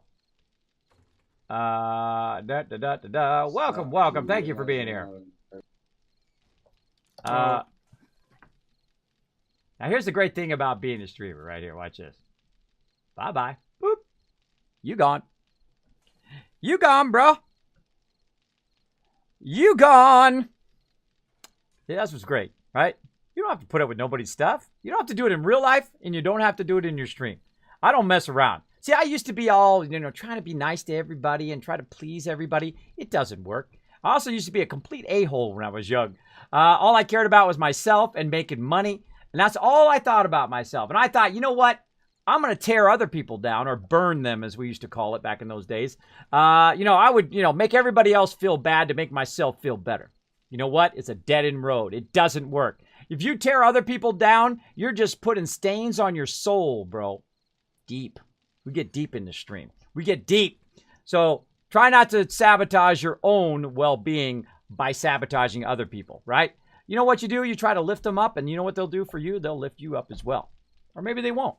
But that's okay. That's on them, not on you. What you do is on you, right? What I do is on me. So I don't mess around. People coming in, they're trolling. Just ban them. I don't screw around. I like to hang around with these awesome peeps that I'm playing here on the server. They're amazing. And, of course, all the rest of you. I love this place, this specimen, yeah. I'm at the age where I don't mess around. Don't mess around with that. You don't need negativity in your life. You know what you do? You find people who love what you love, right? Like, we love games up in here. We love teamwork stuff. We love playing some 7 Days to Die and getting in all sorts of trouble. And find people that lift you up, right? To make you positive in your day. And that's what I try to do in my stream. I try to raise people up. You might have had a bad day or whatnot. Your boss is a jerk, and, you get in a traffic jam, and, someone, like, does some crazy cut you off on the road, and you just want to smash into them. But because you got better insurance. The great thing about being older is I have way better insurance than some young kid who just cut me off. But I just go, whatever. Whatever. and just roll on. Just roll on and do some stuff. Come in my stream, hang out. Lots of epic people in the channel. Feel free to say hello. People will actually say hi back to you. I know, try it right now. Go ahead, say hi in the chat. People will actually say hi back to you. It's crazy. It's crazy. Crazy for crying. All right, let's get into it. Let's get into it. See, my channel is also the worst channel to troll because I don't care. I don't care. I've already, been a graphic designer 25 years, top of my field, achievement unlocked. Again, not trying to brag. I'm just trying to inspire you. Been with my wife 25 years. Boom, achievement unlocked. 2 beautiful daughters who are twins, by the way. Achievement unlocked. My oldest daughter, 14 years old. My twins are 10. Been raising my kids. They're amazing people. Can play the piano, can play the violin and all that stuff. Super smart, way smarter than I'm ever going to be.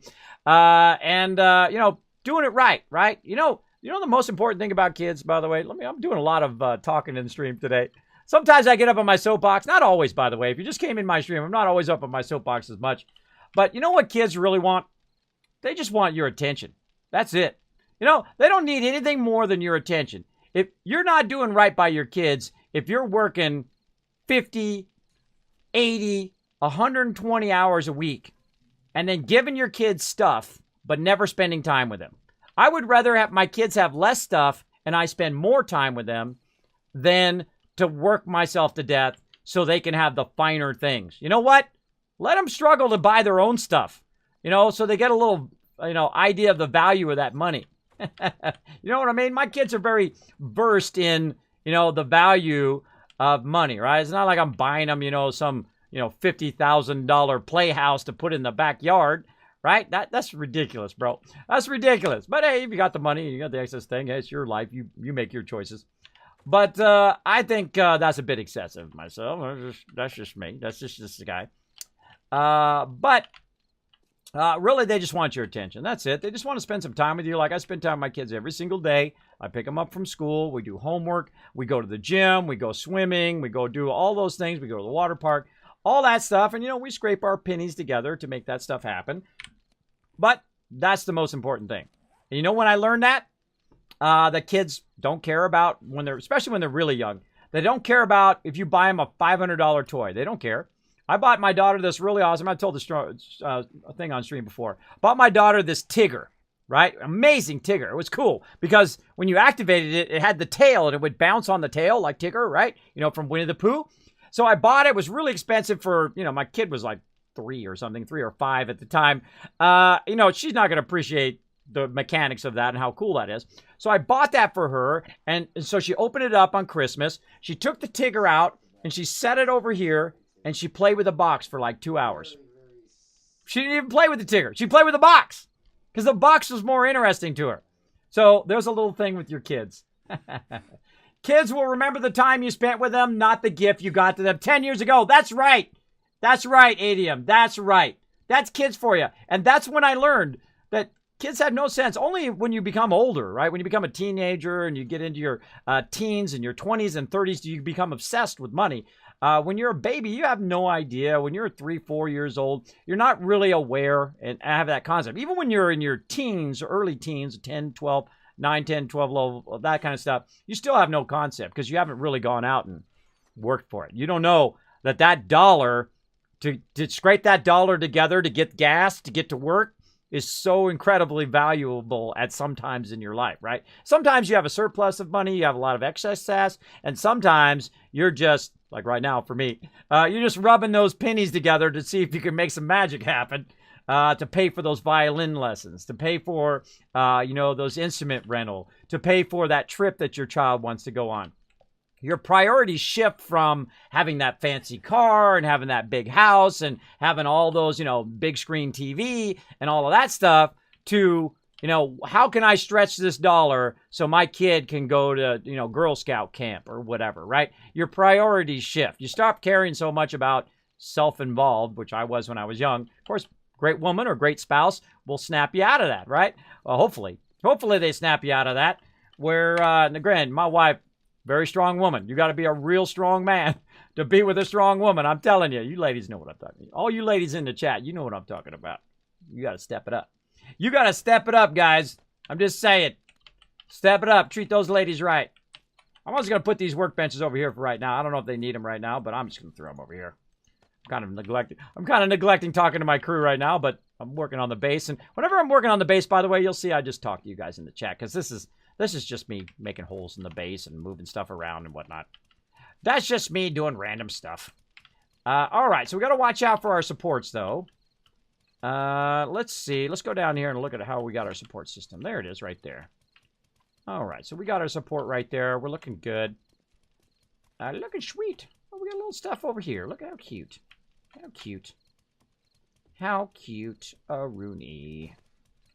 All right.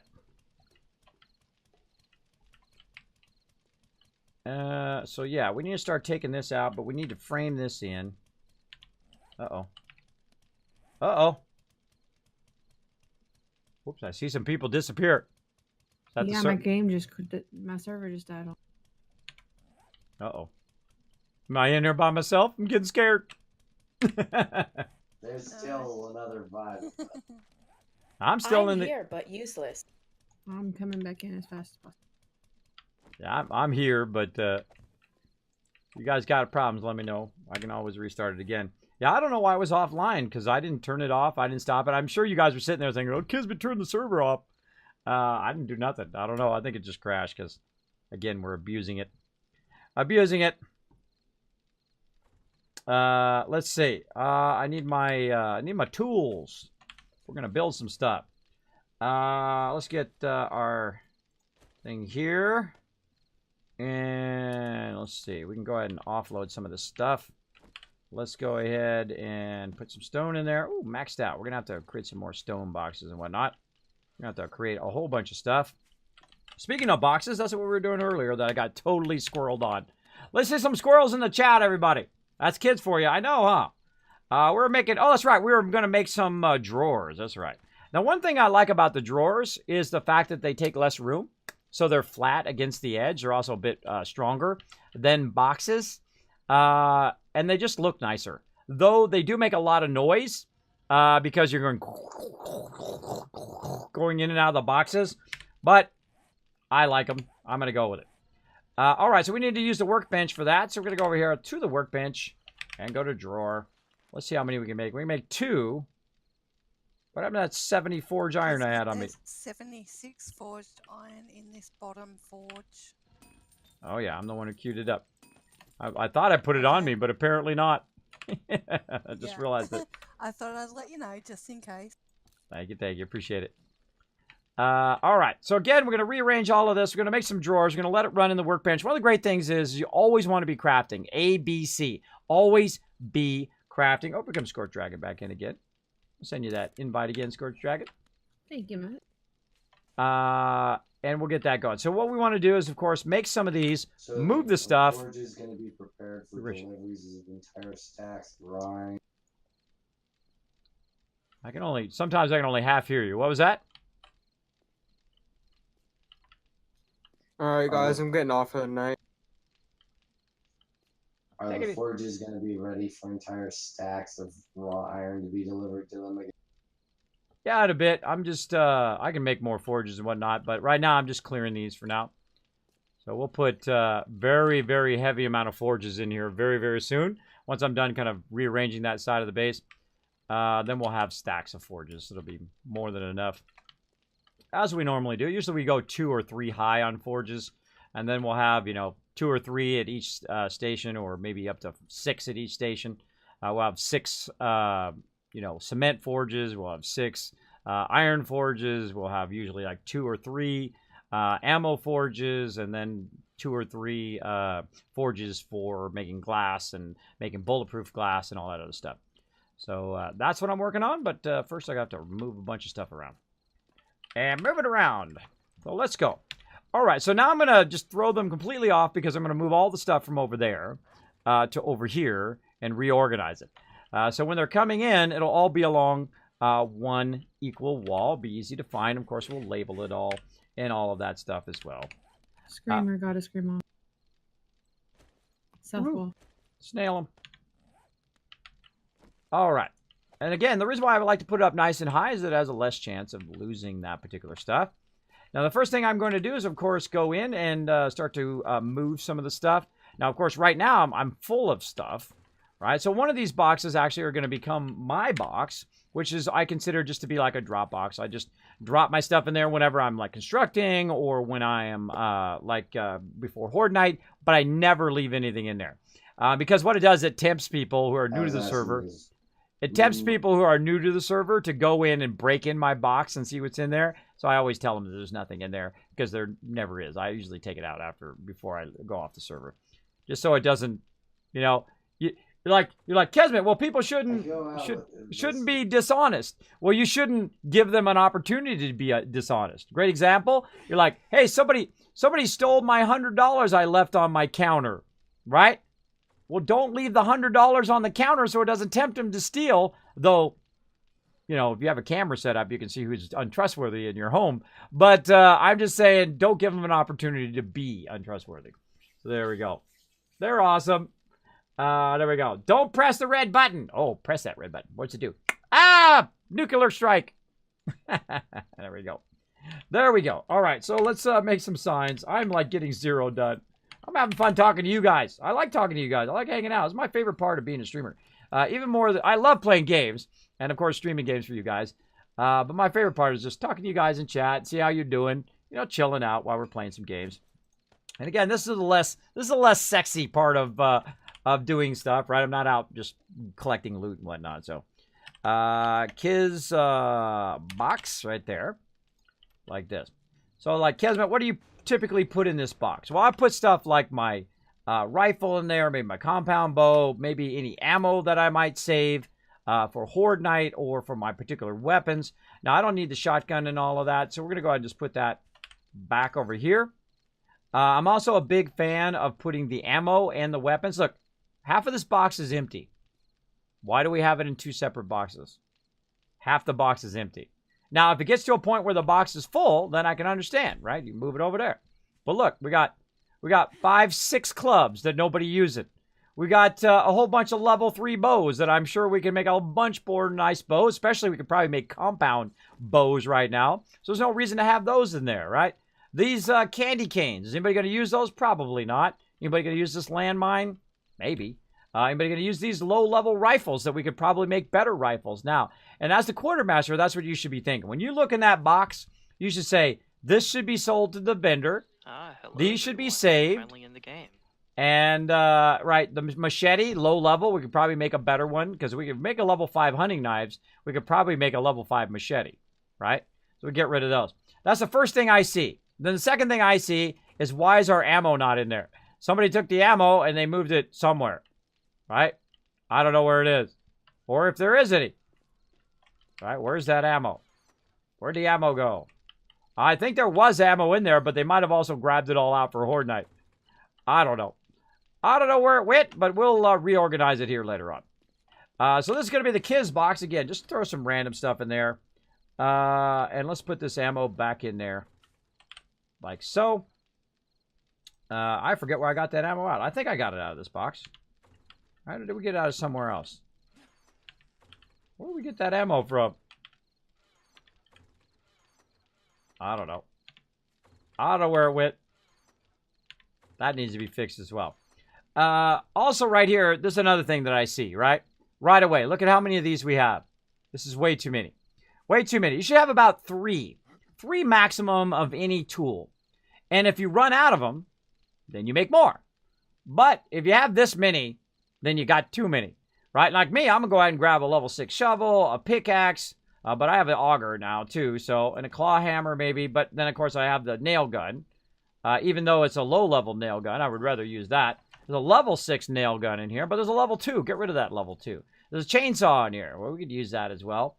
And I'm sure we're getting to a point where we could build compound bows. We could probably, especially, look at this, level 6 tools. Then somebody's getting close to being able to make chainsaws and make augers and all that stuff. So, as a quartermaster, that's the first thing I see. Are we wasting space in this box? And that's something you should always be reducing that clutter, right? Reducing the clutter as well. Another thing that I have a problem with is putting the leather in a separate box. and putting the oil in a separate box, and to put the iron in a separate box, and to put the stone in a separate box until you need to. If you've got 53, 53 or how many ever fit in this last part here, engines in here, then you want to take the engines and put it in a separate box. That's fine. But again, you always want to make it easy for people who are playing the game. Like right now, if I want to make something, everything that I need to make something should be in this box. And it should be at the end.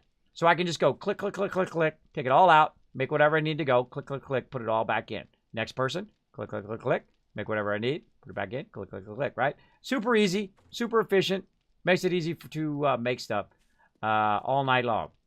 All night long.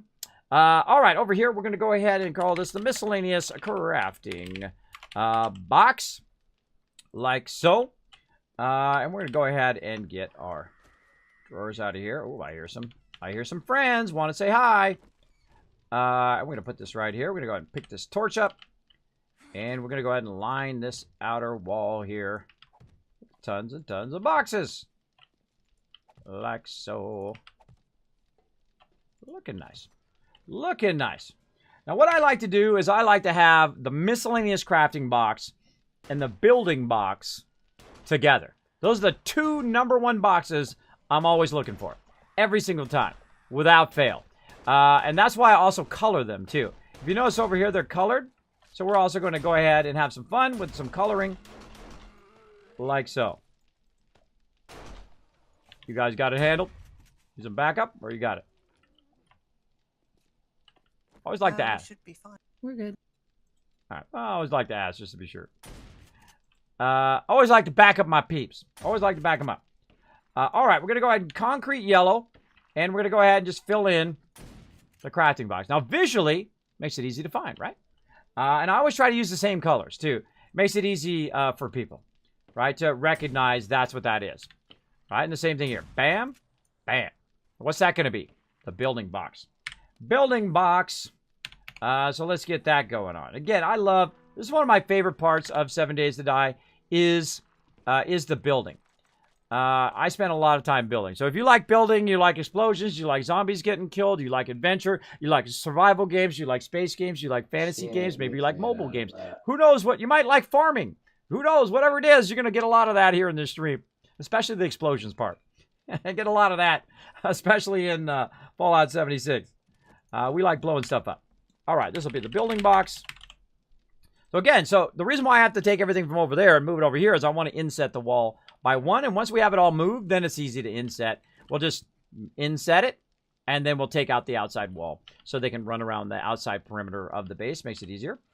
And again, look at all this stuff I have on me here. So we gotta offload this stuff. So first thing we want to do, put our gas back where it goes.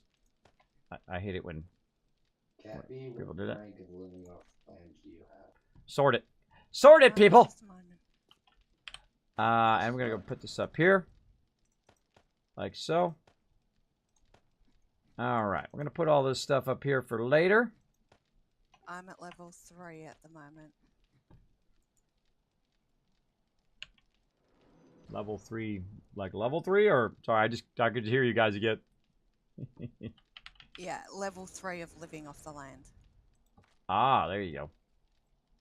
Alright, more stuff in the kids box. Anybody have level 5 yet?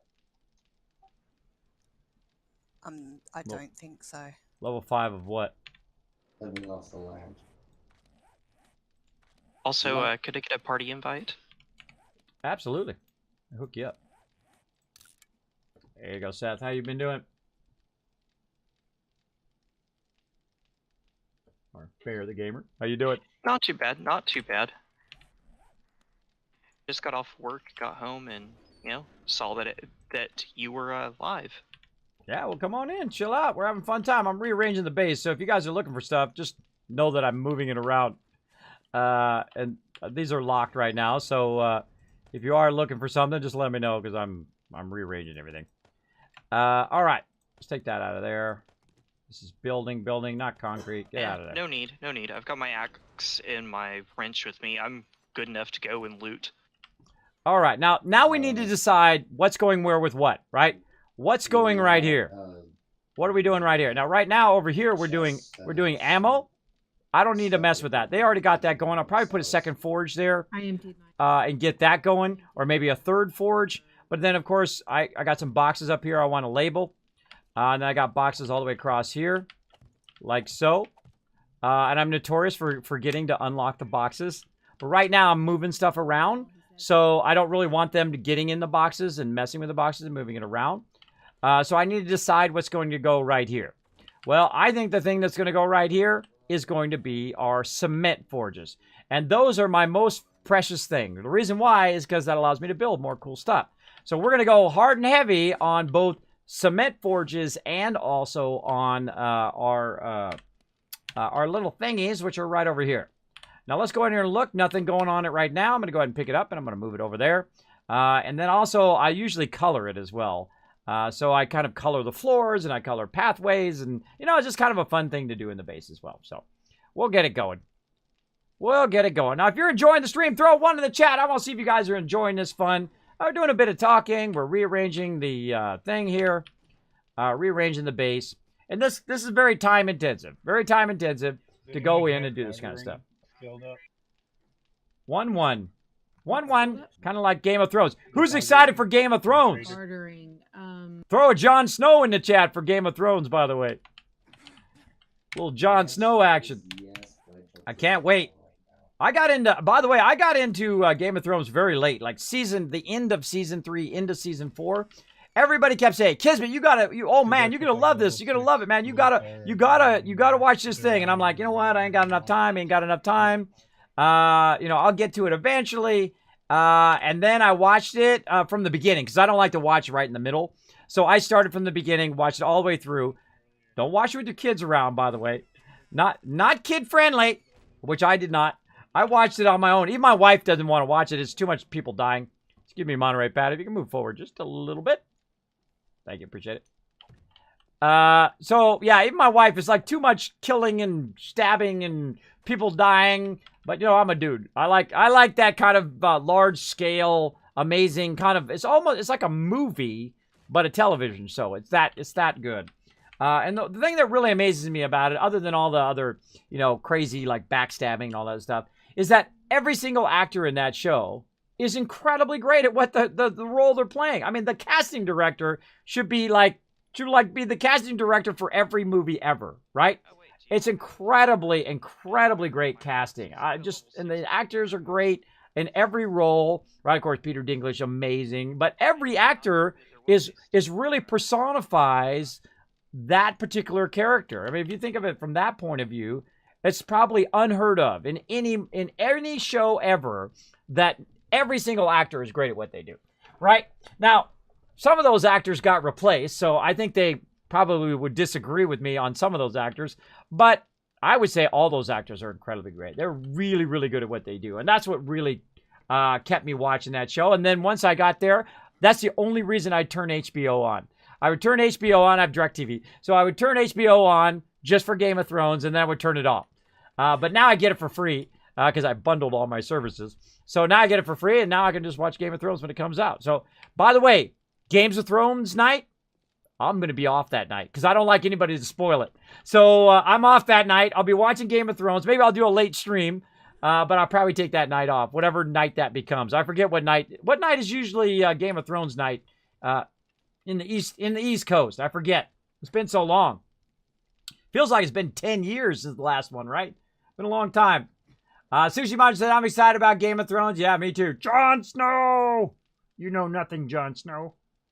If you're not into it, hey, more power to you. Like what you like. If you're not into it, that's okay. We can still hang out and have fun. We're going to be at Twitch Berlin. It's going to be so rad. Oh, awesome. I'm going to talk to him about that. How you getting to Twitch Berlin? That sounds fun. I'm gonna take me an auto plane. I'm gonna actually go with Adarissa and that whole crew. So all the moderators, we're all gonna meet and watch Game of Thrones. I'm really excited. Oh, awesome. Yeah. 'Cause she's German, so we're gonna go to like her family's house and watch it. Like, I'm so excited. Oh man. Yeah. Have you been watching since the very first episode, like when it came out, or were you like me? You started like halfway in. I I started in the second season, but I'm so into it. I read the books, like I have everything memorized. I have like encyclopedias on Game of Thrones.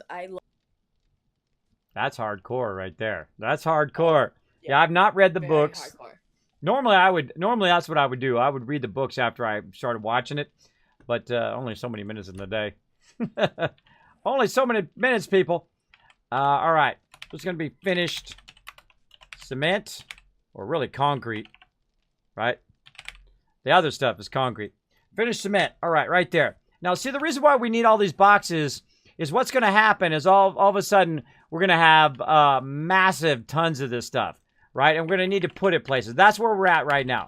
Now, early on, finished concrete 1.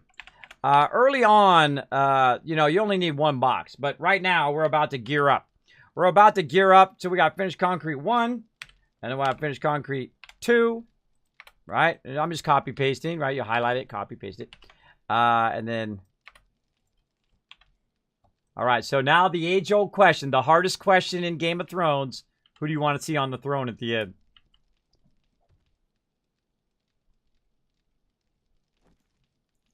I would like to see Arya, but I think it's going to be Sansa.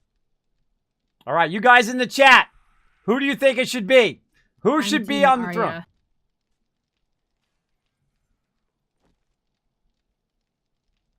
Who should it be? Let me know in the chat. Hold on a second. Let me press some buttons over here, too. I see some stuff I got to press.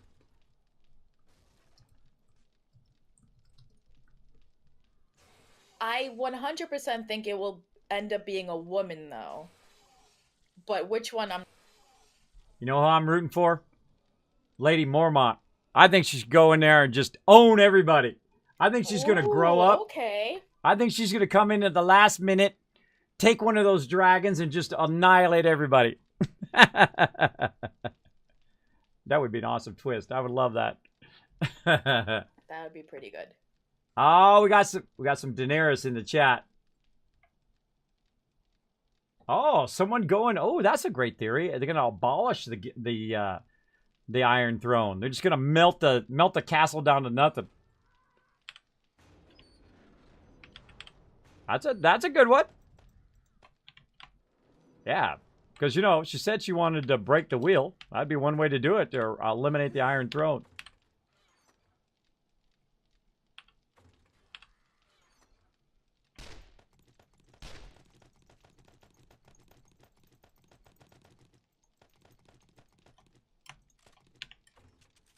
Yeah, that actress, by the way, that plays Lady Mormont is just like, gives everybody the stink eye. It's like, you're going to be dead soon. This makes me laugh. But yeah, I do like Arya. I think she owns. I don't know, the kind of struggles that are going on right now. I was about to spoil something there. But yeah, lots of struggles going on. Yeah, so you don't want to talk about Game of Thrones too much because you don't want to spoil it for somebody. And you also, there's some themes in there that is not streamer friendly. You know what I mean? It's not like I could play that here on stream or do clips of that on stream. Of course, I would ask permission before doing that. But yeah, that's there's some themes in there that is probably not too streamer friendly. We're going to need a lot more meat to do small meals after this. No, we gotta get our peeps on it. We got any collectors out there? You can get on that. More meat, you say? Well, good thing I just put another point into Hunter. There you go. Yeah. I can't make anything else now until we've got some more meat. So, but there is quite a bit of food in the food chest. So that's finished concrete there. And then what we're gonna do is eventually we'll have 3 across on the mixers, and then we'll have forges right here. For the other side. Now, right now, our forge is not really doing anything here. I'll put some other forges here later on. But let's go ahead and pick this forge up and start to work with our concrete and get that going. We still got to knock out a lot of the base. See, this stuff takes a long time, especially when you're trying to visualize what you want to do. You want to do this. You want to do the other thing. I find it lots of fun. And then you come back later and you can decorate and all that stuff in here as well. put that in there. Bam. Bam, Aruni. There we go. Check my mod chat. There we go. Let's see. Or good choice, Sansa Stark? Yeah, oh my gosh, that poor child. That poor child. That poor child has been through so much. Oh, man. Oh, so terrible. But you know what I think about Game of Thrones? You guys ever think of Game of Thrones in terms of like World of Warcraft class system? Right? You got the fighter, you got the rogue, you got the politician or the kind of charisma person, right? Heavy charisma character, right? Name which character is which. If you've watched a lot of Game of Thrones, name which character is which class, right? If you were doing like World of Warcraft or an MMO, who would be what class? Put that in the chat.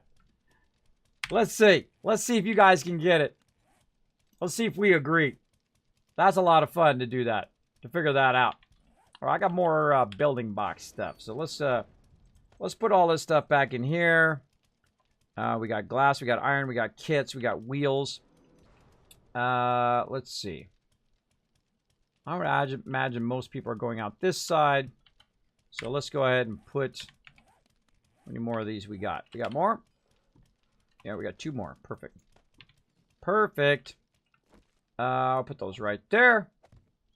Let's see. And then over here, we got to remember to leave... We got to leave some of those so we can put the square boxes in there later on. We'll get that going on. So we're going to go ahead and take all this stuff out of here. Let's actually put all this stuff in my box real quick. Let's put all that stuff in there.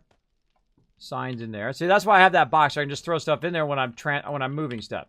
I'm going to grab all this stuff out of the transportation box. And then we'll just throw it right up here. So there's like some tricks or something to hunting for animals, because I so rarely see them. Unlock. Then we're going to pick this up. I tend to venture between either snow areas or grasslands, but yeah, it's still kind of hard. Should get the chainsaw. Let's go faster. Chainsaw. Bam! Get some gas. Which is funny because I just put it in that box. Get that gas. Now, one of the things I do early on, very rarely do I take like the best stuff and all of that. What I'll do is I will confiscate an auger and I'll confiscate a chainsaw because I do a lot of stuff for the base. I'm constantly like rearranging it and whatnot and do that. Now, you notice how I took that sign out? That's so I can change the name of it. Because if other people put it down, then I can't change the name. So I will, I'll typically do that where I'll take out, I mean, if they put it in there temporarily, cool. But then I'll come back later and I'll rearrange it so I can adjust it as I play. Like so. And then we'll go ahead and make this, let's see, gas and bike parts. There we go. Engines. What else? Bike parts, engines, batteries. There we go. See? That's way better than transportation. That tells you exactly what's in there. Gas, bike parts, engines, and batteries. Right? Roughly. Right? That's roughly what's in there. Now, oil shell, I don't think should be in there. Oil shell is not part of this. That's producing gas, right? So that's like a raw resource. You have a finished resource and you have a raw resource. Now, of course, you know, most people in their game, they can do whatever they want. But for me, I like to do raw resources and finished resources, right? Raw resources are for people like me who are making stuff. And then finished resources are for people like who are doing exploring and all that other stuff, who don't want to do all the crafting stuff. They just want to get their stuff and go out and loot and have some fun and shoot zombies and climb up, you know, 50-story buildings and whatnot and get into all sorts of mischief, which I like doing that as well. But I do try to mix it from raw goods into finished goods. So this is trader stuff here. So we'll grab all that out of there. We'll go ahead and do the same thing here. that sign's fine. Trade goods, that's easy, right? But you might go in there and say coins or recipes. Might put that in there as well. For people who don't know what that is, right? I try to make it real simple. You have plenty of room on that sign, right? Plenty of room on the sign to make it just obvious of what it is. Let's see. Raw ammo parts over there. So we're going to go ahead and say raw ammo parts. What is that? Let's see. This doesn't belong in there. That doesn't belong in there. Oil shell doesn't belong in there. Yeah. Let's see. This is going to be... See, the only thing you really need to make ammo is gunpowder and bullet tips and bullet casings. Those are kind of refined or second stage stuff. Things that are first stage are like nitrate and lump of coal, right? Now, right now, we've only got 2 of it. So we don't really need a second box for it yet. But a lot of things like arrowheads and feathers and that kind of stuff, I typically like to separate those. Separate those into things. Paper, things like that in its own separate box. Because eventually it is going to get overwhelming. It's going to be like massive tons of stuff in there as well. Like right here, we could put raw gas, right? Raw gas in there. Go in here, put the shell in. And then what you can do right here, not doing anything right. Is it on? It's on right now and it's doing nothing. Burning our resources. Never put this much resources in there. Never put... Oh, that's just not... It's not even on. It's off. But never put that much resources in there. That's a terrible idea.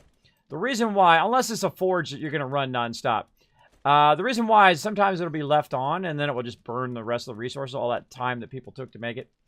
That sucks. But you don't even need to keep this in a box, by the way.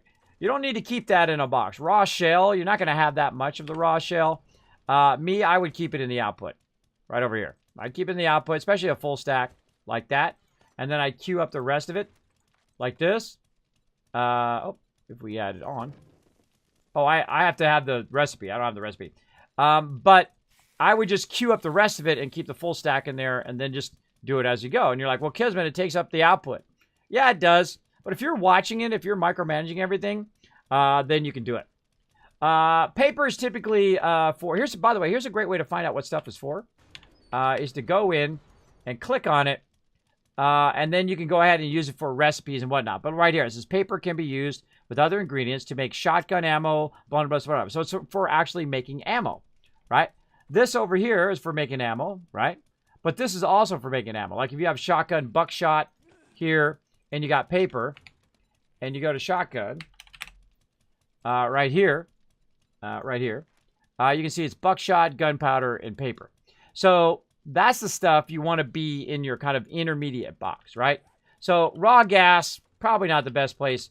Probably not the best box, right? And again, I made the thing so I could change the name. So I'm going to go ahead and pull this out of here. And let's see how we're doing over here on our forges. Let's get some cement going on that. I try to be efficient. Let's go like this.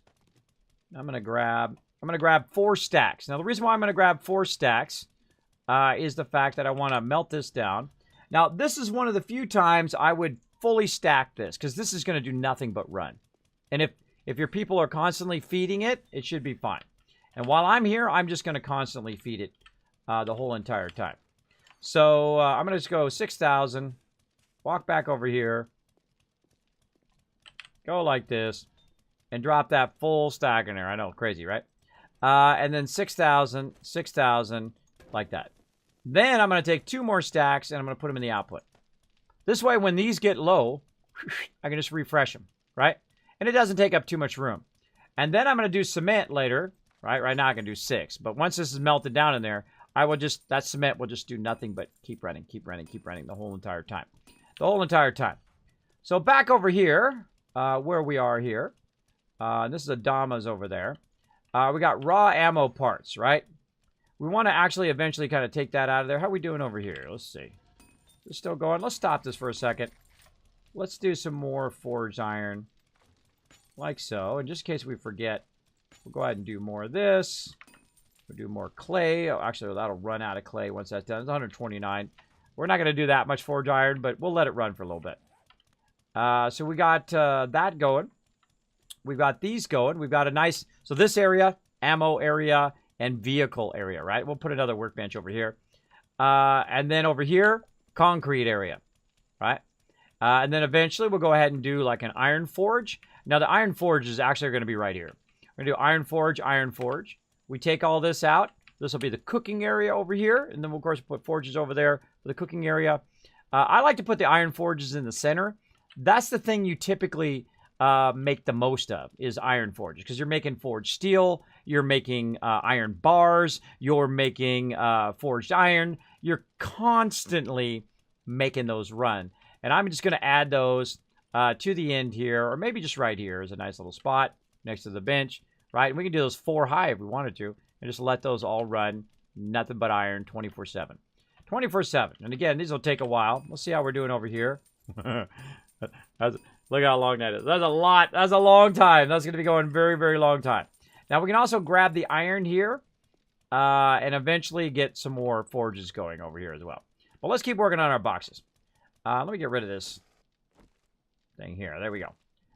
So what we want to do is take this out. And then, of course, make it so I can micromanage these boxes.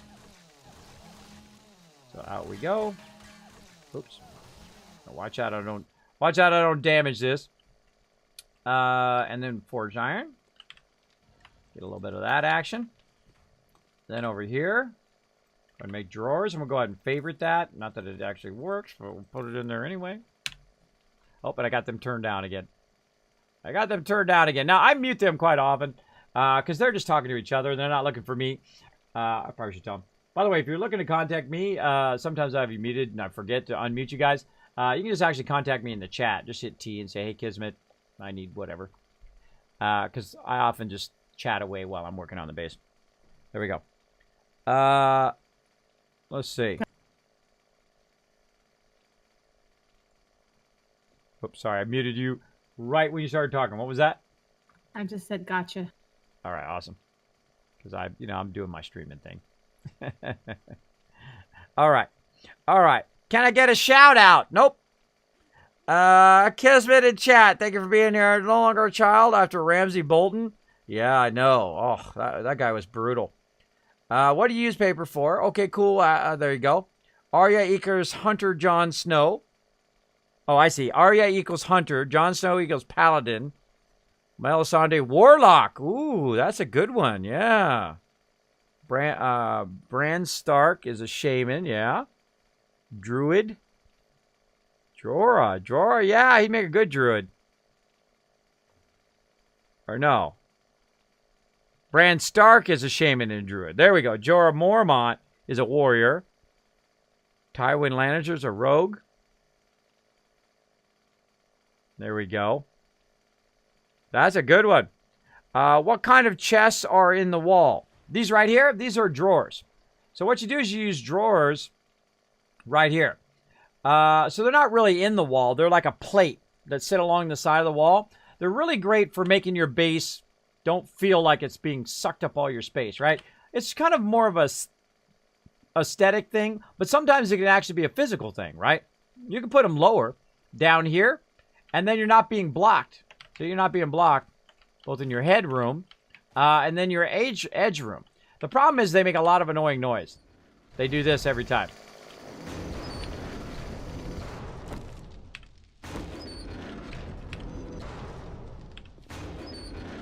As opposed to going into the boxes. I think that's a much less annoying noise than this. But they take up less space. So that's good. I like the less space part. Very, very useful. Same thing with plates, right? You get the same sturdiness from plates that you do from blocks. So if you can use plates to reduce the size, you're good. You're good. All right. So let's go ahead and put this right here. Oh, let's try that again. This is going to be nitrate and coal. Again, when someone looks at this, okay, that's nitrate coal, right? Paper. Nitrate, coal, paper, right? Looking good. Looking good. Now, paper really is kind of more of a finished product if you're thinking about it in terms of shotgun. Like that, all of this is something I would grab like this, right? I would grab all that and then just go straight to the thing here. And I would just say, oh, not there. Yeah, there. Go over here to the workbench. Say 762. Now, I can't make it right now. Someone else can make it. But see, look at that. Bullet tip, gunpowder, bullet casing. That's what somebody's looking to make right there, right? So you probably want to put that fairly close over here. So tips, casings, like that. And then gunpowder.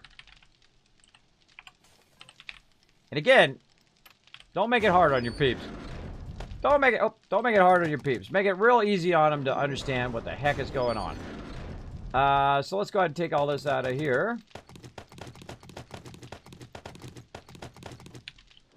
And let's move it over here. Because you're going to be working with it with a workbench, right?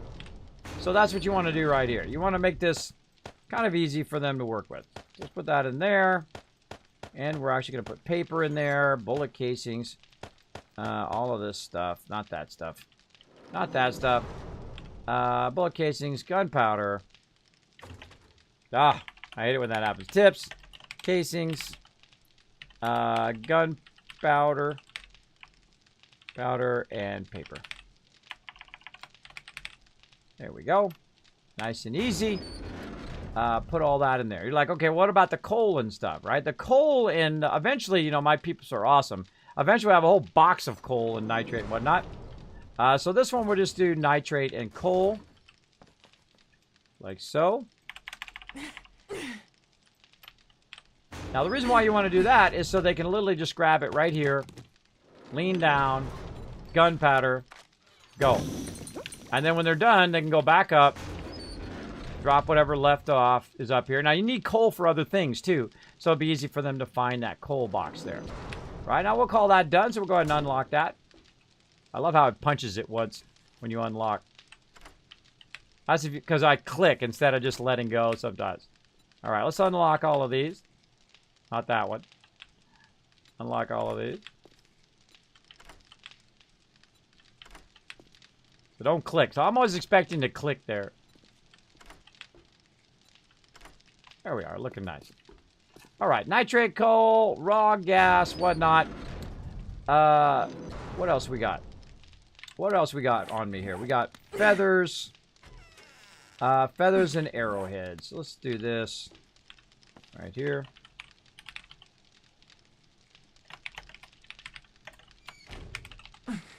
Feathers and arrowheads. Now again, you don't want to do this at the beginning of the game because you don't really have enough to fill this up. And really, this isn't that much either. But as I start to progress, after you get past day 14 and 25 and whatever, you want to start expanding where stuff is. Like if someone's not looking for arrowheads and feathers, well, cool, it's in another box. They don't have to worry about it. But if they want to make some arrowheads, like some steel arrowheads, they can literally just go like this. Here's a thing right over here, workbench, right? And then arrowheads, or make arrows. Right here, steel arrows. Click on it. Cue it up. Off it goes. Just like that. And then when you're done, tilt back over here, nice and easy. Put the arrowheads back in there. They might be like, wait a minute, why didn't they all go? Well, that's because I'm missing something else, right? I'm missing something else. Let's see. Let's go arrows. Again, steel arrows. What am I missing? Oh, I don't have enough wood on me because I probably took it and put it in my Kiz box. Over here is exactly what I did. And there we go. Now, as the quartermaster, your job is to keep all this stuff going. Constantly. Constantly want to be making arrows, making tools, keeping the workbenches going, keeping the forges going, right? Like right now, look, this forge is doing nothing. It's doing nothing. We're like, well, Kismet is putting clay in there. Well, that clay is almost full. That's a waste of time. That's a waste of time because that is full. And you don't want to accidentally go too far because it will actually go minus, and then you lose all those resources. There you go. That is awesome. I'll look. What kind of chests on the wall? They're drawers. You're welcome. I think they're the morgue drawers, and yeah, I like them too. Yeah, there you go. I like them better because they do take up less room. They look a lot sexier, and you can color them too, which is pretty cool. I hate these. These are ugly as can be. And then the box ones I do like because you can, paint the sides of them and fun stuff like that. But you'll find that I love doing this, especially the coloring of the 2 primary boxes that I'm always looking for. Right there. So there we go. So feathers and arrowheads, nitrate and coal. So you start with nitrate coal, you put it in here. Feathers and arrowheads, you'll put that in the workbench. Now, of course, normally I would like, the workbench to be underneath the thing that I'm working on. But it's okay. You can just stand right here and you can aim at all these drawers and do all the stuff that you want to do in all 3 forges, right? So what should be in this forge right now? Well, first we should turn this forge off. And we should definitely take all of this wood out of here. There's way too much wood in there for this type of forge, right? Take all that out of there because you're not burning it. Right now, iron, brass, and lead. So we got tons of lead, not that much brass. And we need to look at what we need, right? So we're going to go right up here, and we're going to look at tips and whatnot. So we got tons of bullet tips. All done. Very nice, and we'll sort that. Tons of bullet tips. But what do we need? Right? We don't have a lot of bullet casings, so we're going to start that going next. So we'll go to casings. Right over here. And I can't even make bullet casings. Look at me go. Look at me go with my stuff. So basically we want to make bullet casings, but I can't make any right now. But let's go in and see if I have enough points in here. Let's see. What is my next one here? Level 35. I'm currently 31. So I want to think about how many points I have when I hit 35. So I can get that going. I'm already at level 6, so I can already get it at 35. But what we want to do is try to say, okay, where's my basic ammunition? Right, we've got crafting hunting rifle. That's actually making the stuff. You can craft standard ammunition and whatnot. Pipe bombs. Oh, actually, I already have it. No, I haven't bought it yet. There we go. There we go. I have to buy it first. So there we go. I can make standard ammunition and whatnot. Now when I go in here and I say casings, there we go. So now I can make the casings and get that going. I usually buy that kind of base level stuff for everything, so I can make everything in the forge. The same thing over here. Like we were going to make bullets earlier, 7.62. Now I can make it. See the little white thing is lit up now? I can make tons of 7.62 ammo, if I so choose. Again, I don't know where the heck that ammo went. I thought we had lots of ammo. Nice, nice. I thought we had lots of ammo, but I think maybe everybody grabbed it for Horde Night. I don't know. Maybe I saw it somewhere else. I saw it somewhere else. That's an empty box. Bye-bye, empty box. Bye-bye. Let's see. So we got that going. Again, this is from thousands of hours of being the quartermaster. I agree, the coloring is brilliant. Yep. I love the coloring. It just makes it just visually. Like when you walk in the base, you're like, oh, I want to craft something, right? When I walk in the base and I look around, boom. Doesn't it just stick out? Now wait till I color in all the rest of the base too. It'll be epic. It'll be epic. We'll get to it. We'll get to it in a bit. We'll color the floor around. We'll do pathways. We'll do all that fun stuff later. But right now, do that. Now, if I wanted to get behind here, I'd have to pick these things up. So if you want to get behind your forge, make sure that you do it before you fill up your forge full of stuff, right? Otherwise, you got to take all the stuff out of the forge. You got to pick it up because it's very, very hard to sometimes get behind there unless you get up on top of it like that. I'm on fire. But you can go, especially if you've got it double stacked or triple stacked, and you got it filled full of stuff. It's hard to fill in behind there. Though you can try to fill in a wide area of stuff at the same time, or try to paint a different area. There's a whole bunch of ways of trying to make it happen, but still we're rocking it here. All right. So we got iron, brass, and lead. So we made our bullet casings. And how much can we make? There we go. So we don't have enough brass, but we do have enough to make lead, but it's kind of a waste because we already have plenty of bullet tips. So let's go ahead and stop. Now, another thing I happen to have on me is a little bit of lead, a little bit of fishing weight there as well. So we're going to go ahead and put the lead in there. We're going to stack it double. And that's going to go ahead and melt that down. Now, what we need is a bunch of brass. Brass is typically from the radiators. We'll go ahead and look in here and see if we got any radiators. There's literally nothing in these drop boxes. Nothing in there. Nothing in there.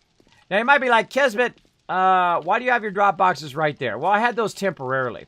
I actually like outside drop boxes. You're like, what do you mean outside drop boxes? Drop boxes where your people can run up, drop stuff in the drop boxes, grab what they need from outside, turn around, and go right back out to the wasteland. They don't have to go in the base ever. They can just go right up here, grab stuff, drop stuff off, whatever they want to do, without having to ever go in the base. Because their job is not to hang around in the base. Their job is to go outside, have some fun, shoot some zombies, do whatever they want to do, without ever having to come inside the base. So that is the next thing that we're going to do, and work on a bit of resources and whatnot. But, of course, the first thing we have to do, of course, is redo all of this stuff here. So we're going to go into the miscellaneous box here, and we still got some stuff on us here that we can reorganize as well. So, again, this is going to be finished concrete. This is kind of like our construction box. Now, you're like, Kismet, where's all the resources going to be? Where are you going to put the resources, right? We got defensive repair up here. Taking that out.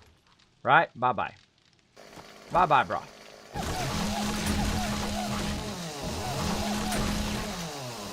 It's out of there, right? It's out of there. Let's go ahead and check on this over here. Oh, it ran out of fuel. Let that one keep going. So what we're going to do is we're going to put all the main resources on the inside. Right? So if people need wood or stone or whatever, we'll have them right here. Now, that's one of the few things that I will stack double or triple or whatever up above here. Like, you know, you have 2 wood boxes and 2 stone boxes, or 4 wood boxes and 4 stone boxes, and so on, because it's just easy to find, right? If you go in the first stone box and it's empty, and you go to the second stone box, you're like, okay, there it is. Another thing I would like, and I'm sure a lot of you play this game, doing good there, King J, but welcome, welcome. Another thing that I'd like is be able to take the labels and put them on the top of the roof, right? To rotate them and put them on the roof, which you can't do. You can only put them on the side of the walls. Because it would be easy, because then you could just say, okay, this is all stone, and this is all wood, and this is all that kind of stuff. Which is nice. Or you could actually name the box when you roll over it. But I like to be able, and you can't do that yet, by the way. You can't just go in and name. There's no way to name the box. Like you can in like Ark or Atlas or Rust or whatever. I don't like to actually have to roll over the box to see what the box is. I much prefer to have signs like this. It makes it visually easy. And the reason why I put the box above is because the first thing you're doing is you're looking at, okay, where is the thing I'm looking for, right? That's the first thing that should be at eye level or just above eye level. I'm looking for concrete. All right, here's the finished concrete. There it is, right? Just like that. Easy peasy, right? And eventually I'll go ahead and make another repair box. But for right now, I'm just going to go ahead and put this in the building box, because that's where it should be rocking and rolling for now. And there we go. Now, you might be like, Kismet, what are you going to do with tools and weapons and ammo and all that? That's actually going to be outside the base. Not only is the drop boxes going to be outside the base, but also the grabbing the loot that you need outside the base. Now, what I might do is what I call a double stack, and that's where I put 6 drop boxes right there, and then I will put the finished boxes over here. I'm still deciding. Still deciding on that one. But let's go ahead and do finished foods. We're going to go ahead and have to grab all that out of there and so forth. We'll get to that in a second. First, we're going to get this going. And then we're going to go ahead and do some more drawers. I'm going to hit favorites here. It doesn't work, even though I have it favorited. Not my fault. Not my fault, it doesn't work. All right. And more of this. More of this. Oh, let me listen in on my peeps. In case they're talking to me. There we go. Made some of that. We made some steel arrow. There you go, Cat. Just put meat, honey, and blueberries all in there for you. All right. So, let's see. What's the easiest thing to take out? Building mats. We're done with building mats. Bye-bye, building mats. There we go. Let's start with building mats. Now, that one is actually going to disappear. We're not actually going to use that outside block. So there's no reason for me to take it out right now. Food and cornmeal? And let's see. Building box.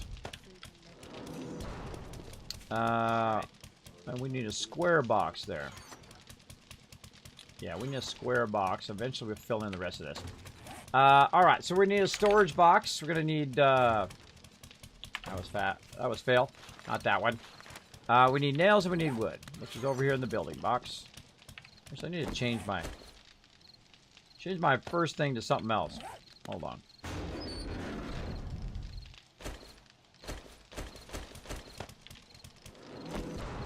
That's better.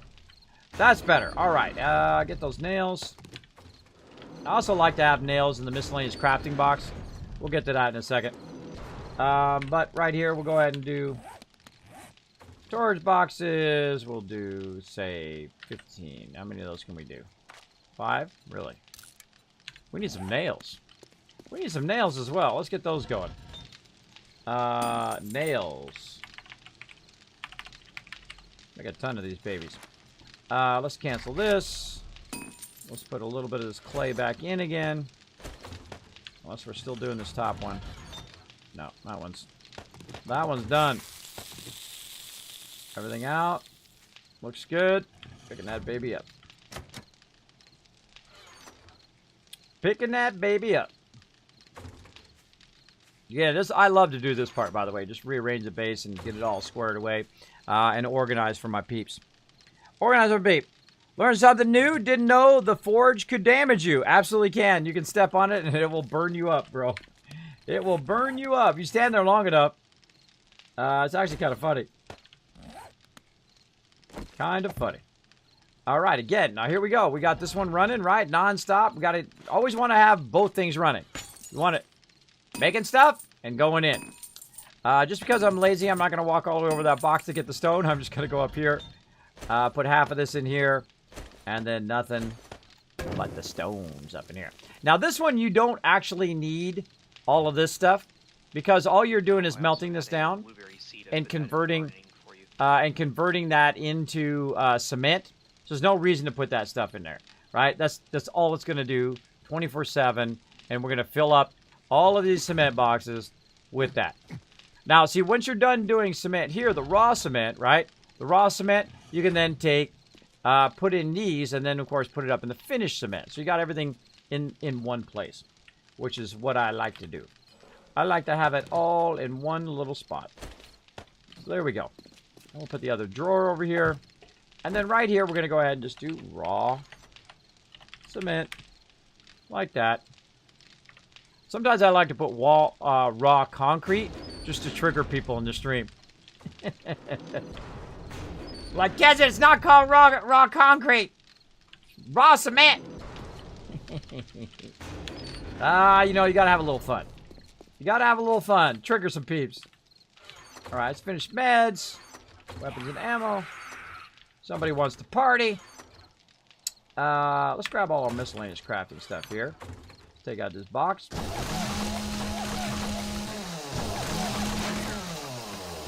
Bye-bye. Alright. And we'll put all our crafting stuff right back in here again. Let's see. Don't need cotton. Leather we do need. Need that. I like to keep some iron in there. We got plenty of iron. We got some in there. We need our duct tape. I don't know where that went to. Let's see. Where'd all the duct tape go? Somebody have the duct tape and stuff somewhere? Yeah, I got some duct tape. You got it on you? Well, I'm just gonna put it back in the miscellaneous crafting box when you're done. I moved the crafting box just to let you know. I'm about to move all these other boxes as well. Because I gotta fix this wall. Alright. And then so we need to make our storage boxes, our bigger storage boxes, so they act as an actual block. Like that. Now this block right here is actually going to be part of the wall, yeah, because I'm gonna move the wall in. And, right? If none of the food people online. So what I'm going to do is go ahead and move that in here in just a second. Now I've got a whole bunch of stuff on me here, iron and whatnot, that we'll work with later on. But let's go ahead and we can sort all that stuff later. Let's just get that off of me for now. Get the gas can. And what we're going to do is we're going to move the food box like this. Right over here. What we're going to try. Oh, not the gas. We're going to move the food box right over here. It's going to throw everybody off, though. That's going to throw everybody off. But watch this magic. Where it's all of a sudden everyone's going to know exactly what it is, right? Watch this. It's a lot of fun, actually. One of my favorite things to do is to make stuff visual, right? I'm a visual person. I like to look without having to read or try to figure it out and instantly know what that particular thing is. And this game does it really, really well if you pick the right things, right? Oh, paintbrush and materials. So we're just going to literally just tell it that this is food and water visually. Oh, wrong way. There we go. Food and water. And then you can also say, oh, well, wait a minute. Let's also make this also meds.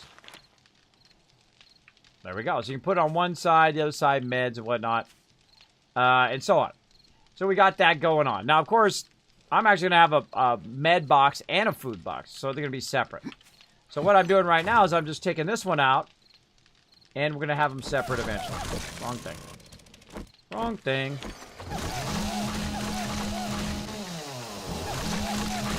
Now, also remember that we got to look at where our center supports are, which is right here. Another thing I'm going to be doing is actually taking this doorway out. That's really going to blow your mind. That's really going to blow your mind when I take that doorway out. Oh, look out! Driver coming in with a sub love. Wow, uh-oh. Uh-oh, blew up my stream so much, it lagged.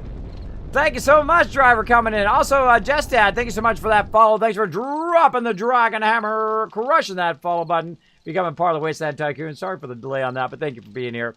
Come on in, everybody. Come on in. My name is Kismet. Welcome to the stream. We're playing some 7 Days to Die. We have lots of fun playing 7 Days to Die.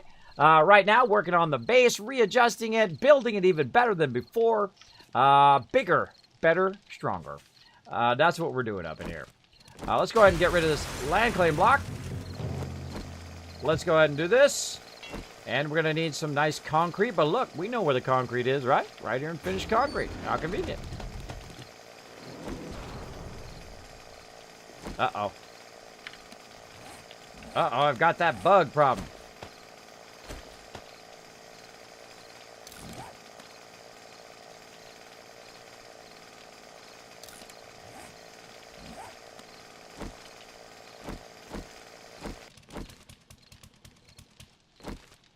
There we go. Sometimes it gets bugged. All right, let's fill that in with cement. We've got our drop boxes here. So let's see. Yeah, we'll do our 3 here. And we've got our center support here. Fill that in. And this is a center support underneath here. You always need to think about, you know, what's holding up what, right? Otherwise, things will go horribly wrong. Horribly, horribly wrong. So let's go ahead and fill in the rest of this. Now, what I'm doing is I'm offsetting the wall. I built it like that, and then I thought, nah, you know what? I want it to be offset. But I built this quarter first, so I have to fix this quarter because the other 3 quarters I actually did the way I want it to be, and this quarter over here needs some love. It needs some love on this side, as well as it needs a doorway out to that side as well. Oh, look out. Dum, dum, dum. Now, I'm actually going to go ahead and do this and fill that right in. There we go. Nice. Nice, nice. Now, I got a bit of problem right here. I want to go ahead and take this out like so. And then remove this chest up here, but not enough space.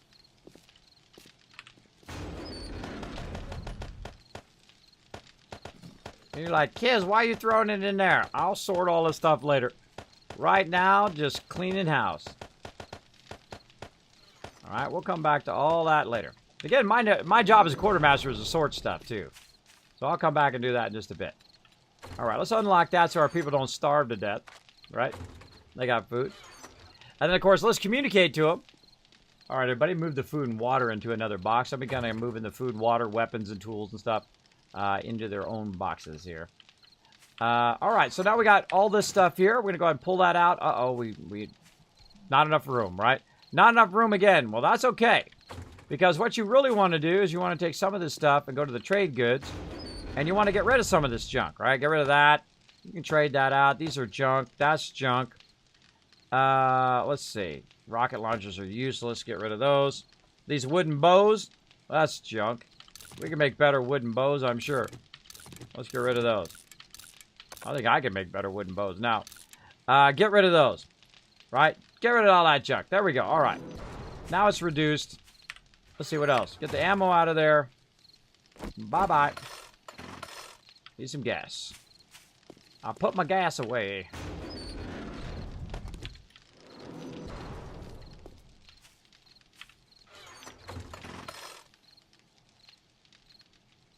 There we go.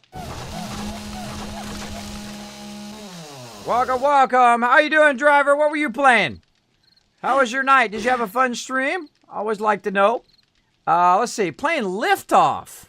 What's Liftoff all about? I don't think I've heard of that one. Always like to hear about awesome games.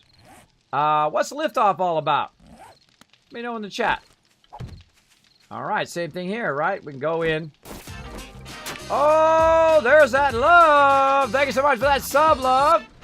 Oh, Blair and Fire giving you the sub love. Now you got the 3 times Kids Caps earned in the stream. You got the 3 times chance of winning our contest and giveaways. I've given away 70 plus copies of 7 Days to Die. That's how much I love the game. As well as, of course, you're getting those epic Kismet emotes. Enjoy them. Take care of your little baby dragon. He'll grow up, be big and strong, and protect you out there. Just like in Game of Thrones. There you go. All right. Let's see. Weapons right here. Let's go ahead and click on that. And let's go ahead and boop, put that right up there. Oh, I forgot to get the thing out of there. I got to get the paint. There we go. Got to get the paint. Boop. There we go. And of course, we can also, if we really want to get fancy, and put the ammo. Did I put the ammo in there?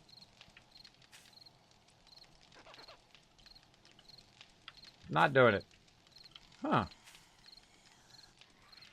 That's weird. Not doing it on the bottom of that box. Doesn't matter. I'm gonna put a block there anyway. So you're not gonna see the bottom of that box. Not gonna see the bottom of that box eventually. What my peeps are up to. All right, more cement. Or concrete.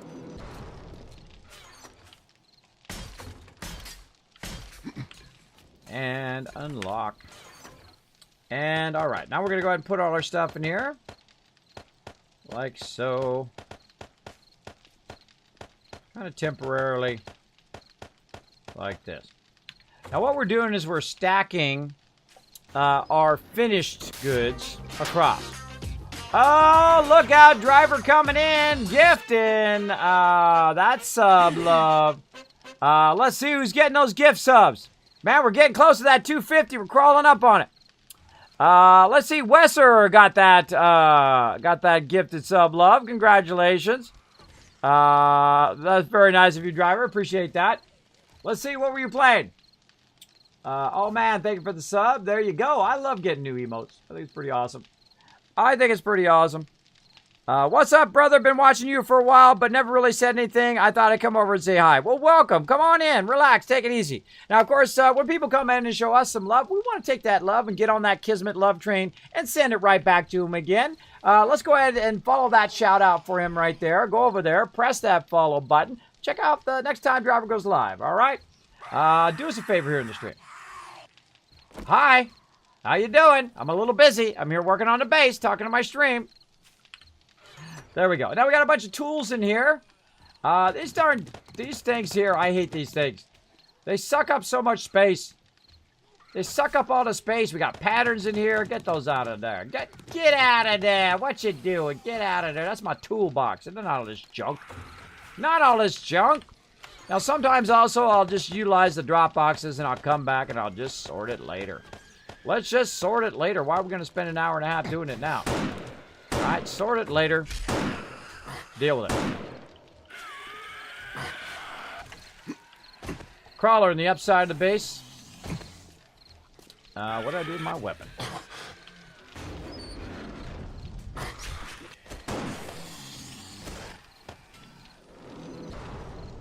Lots of people in the base. Northwest side. Got a few mobs there. Also, east side, bunch of mobs. Wailing on our stuff.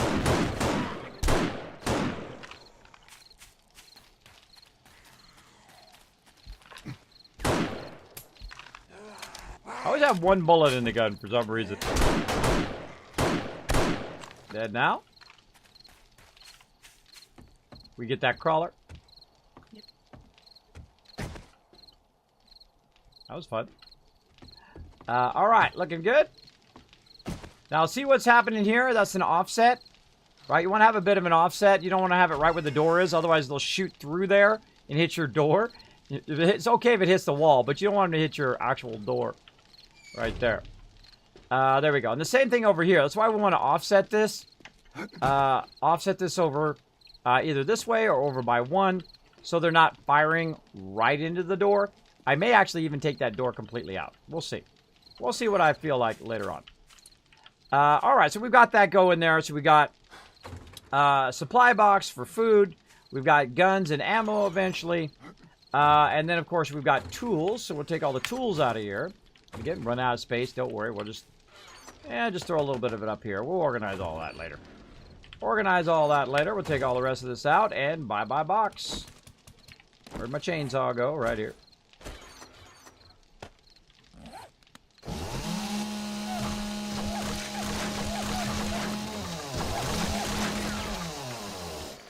All right. And we'll go ahead and put our box in there.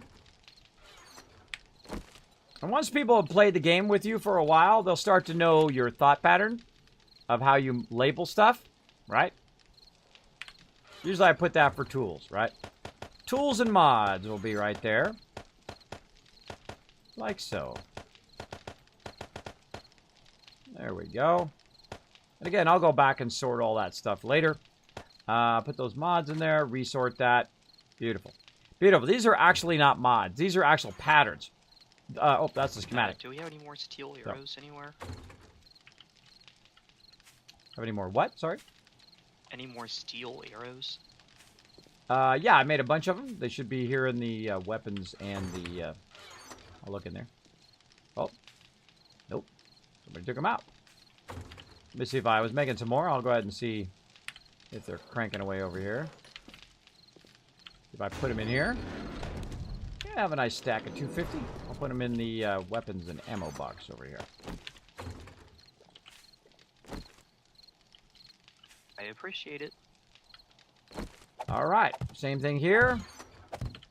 Alright, last call for your bedroll over here. I'm going to be removing all these bedrolls in about 2 minutes. So if you got a bedroll here, please pick up your bedroll and take it to the upstairs above the base. Sushi, I see yours is here. Who else we got? All this is unknown players. You know what I mean, Sushi, by up on top of the base? Yep. Alright. Alright, awesome. So I'm going to be fixing the walls and stuff here, so all this stuff's going to have problem. Oh, that's where it is. Ammo arrows on the wall there. See, I'm not a big fan of this, right? With it.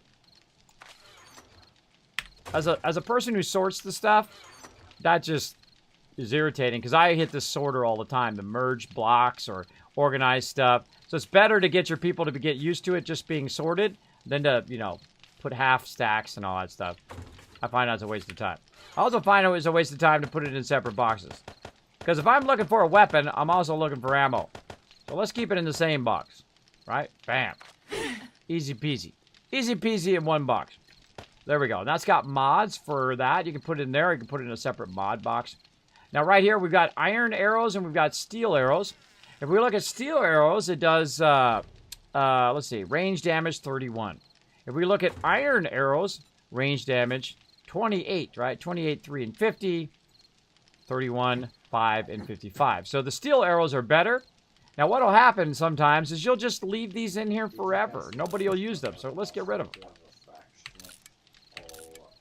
See, so he was looking for steel arrows, but it was over here in this kind of random box off to the side. Really? So, bye-bye box.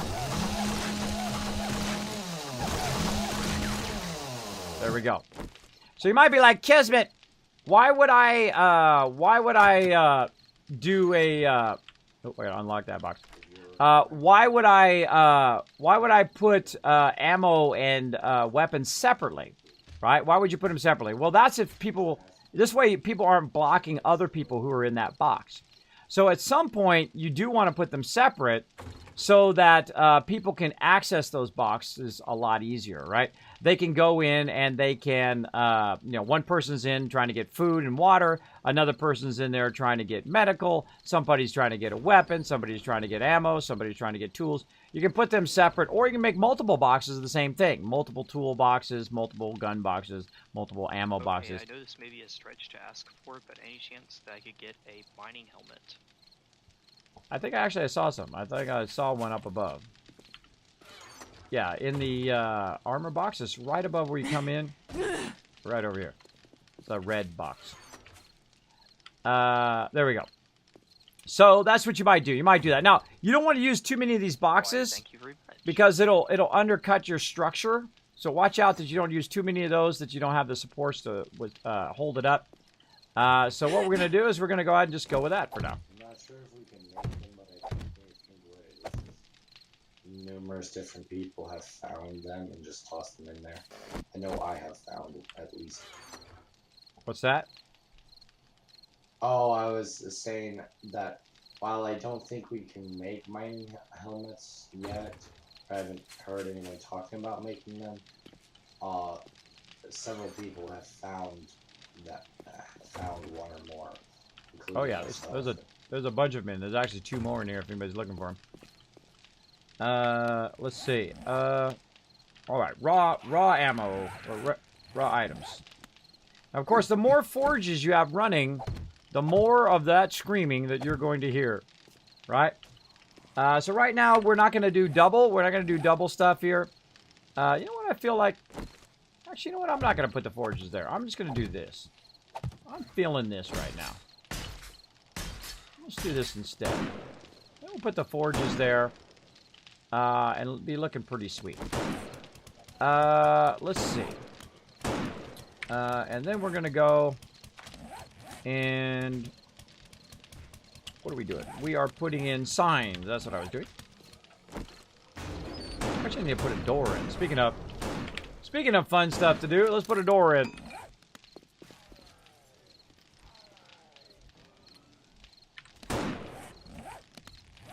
Getting that XP, everybody.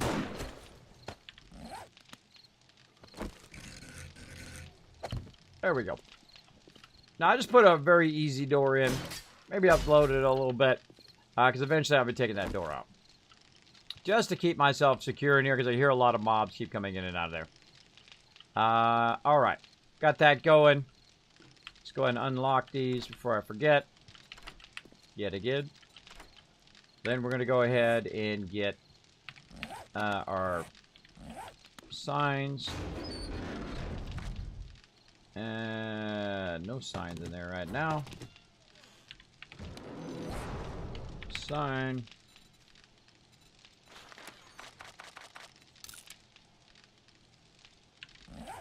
I'd also throw them in the building box. Oh, there's a door in the building box. I could have used that. No more signs.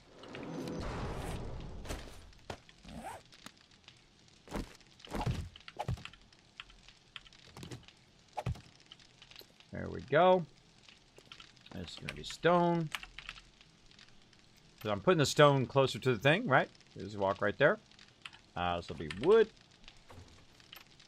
And again, so we got to start spreading it, right? Clay. There we go. Beautiful. Beautiful, beautiful. And we're going to go ahead and start grabbing all the stone.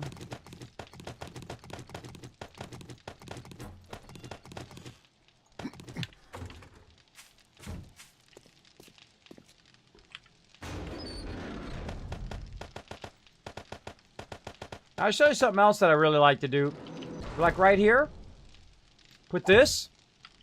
And we can do something even smaller, but we're just going to do this real quick. Like that. I'm like, well, cement block, Kismet. Why is that cool? Well, the reason why that's cool is because what you can do is basically make yourself a chandelier. So you just basically take the torch, put it right there, and it shines right on that. You're welcome. You're welcome. Good morning, laddie. Welcome, welcome. Wesars are the first world quartermaster problems. I know, huh? Right?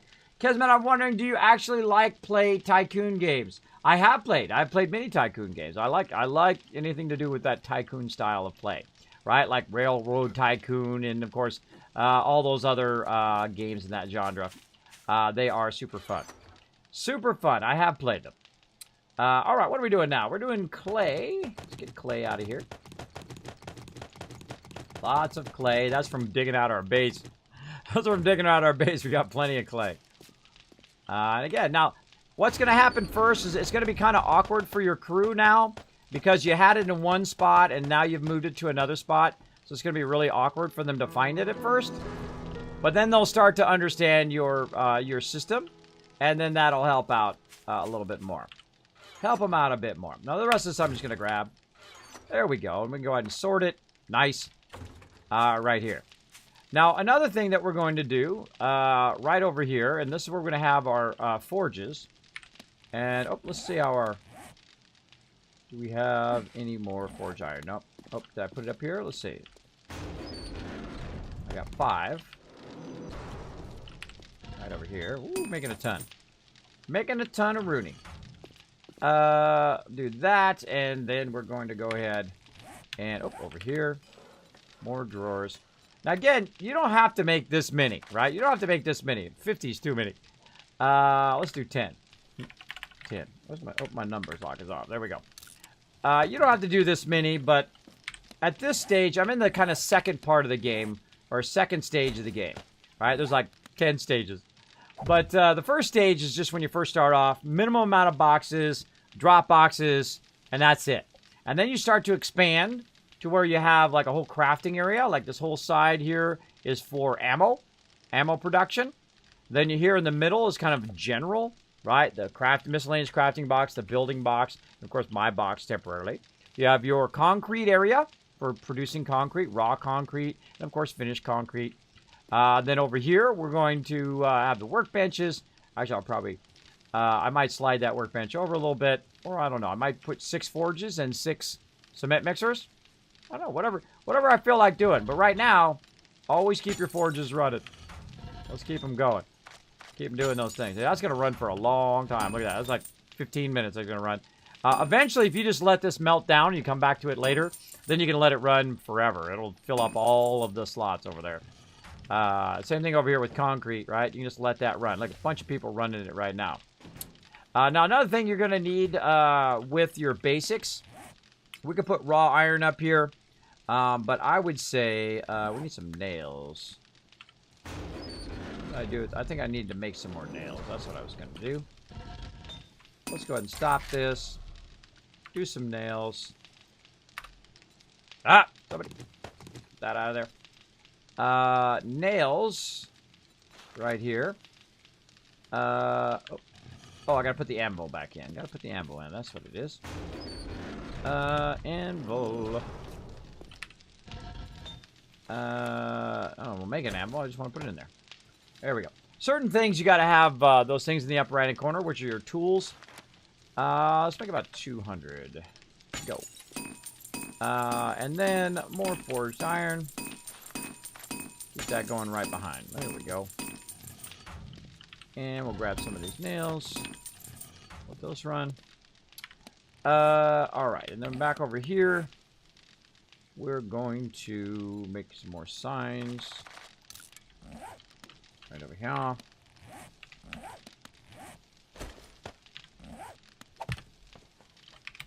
You knew that was going to happen, right? You knew that was coming. There we go. So yeah, at some point, all of these boxes are going to be full. They're going to be very full of sand, and very full of clay, and very full of wood, and very full of stone. And then you're going to need room for more stone, and more clay, and whatever. I would just throw those off to the side. And just run them along there, and just say, stone, stone, stone, clay, clay, clay, wood, wood, wood, right? But you don't really need... If you got 10 boxes of stone, you spent too much time collecting stone. You could be doing something else.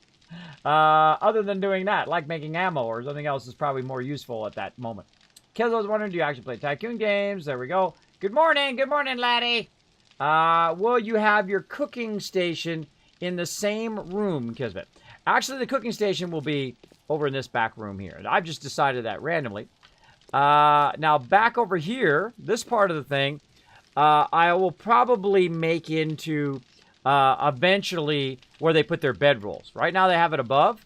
Now, why would I put it right here? Why do you want your bedrolls right here? Well, on Horde Night, if you die, or any other time you die, and you respawn, what is the first thing you want? Right? First thing you want, especially if you have it where you drop your bar, right? And you lose everything. What's the first thing you want? You want a weapon, you want ammo, you want food, you want water, you probably want a med kit, you want to get geared up again, right? So you can go out and try to get your stuff back. Now, we have it so you don't drop your bar, because that's annoying as hell. I don't like to drop the bar, because then you have to go pick up your weapon again and get your arrows again and whatever, and do all that stuff. Though eventually I will probably make that happen. When my peeps get too late for playing, we'll crank that up.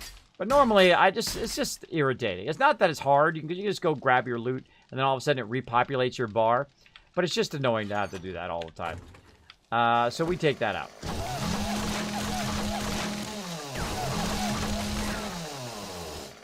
All right.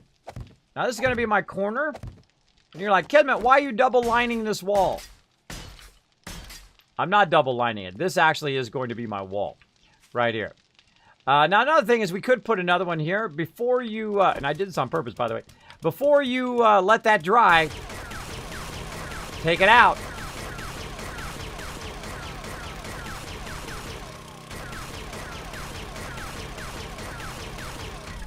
There you go. So you want to take it out, otherwise it'll dry. It'll be 5,000. It'll take longer. But of course, you have an auger, or if you have a pickaxe, you can take it out just as good. All right, so what are we going to throw right there? Right, so we've got food over here. We've got ammo and weapons. We've got tools here. This one, actually, I'm going to be putting as meds. So separate. Now, normally I put the meds right by this, but I'm going to put it on this side this time. Or I can just say, you know what? Let's change that all around, right? I can move it around however I want and just change the labels on the side, right? You can do whatever you want. Now, this is going to become my new wall that's actually going to hold up the base, and we've got the rest of this fixed. And eventually, by the way, we can take some of these supports out. You don't want to take all the supports out, otherwise your base comes tumbling down. That's not good. But what we can do is go ahead and start to remove this outer wall now, right? We want to take this outer wall out. And we're also going to need a repair kit here in a second and some gas, so let's just do that now. Let's get our repair kits. I hear you. We're going to also... we probably won't have enough time tonight, but we're also going to work on some automated defenses eventually as well. So we got that over there. We've got all of our raw iron.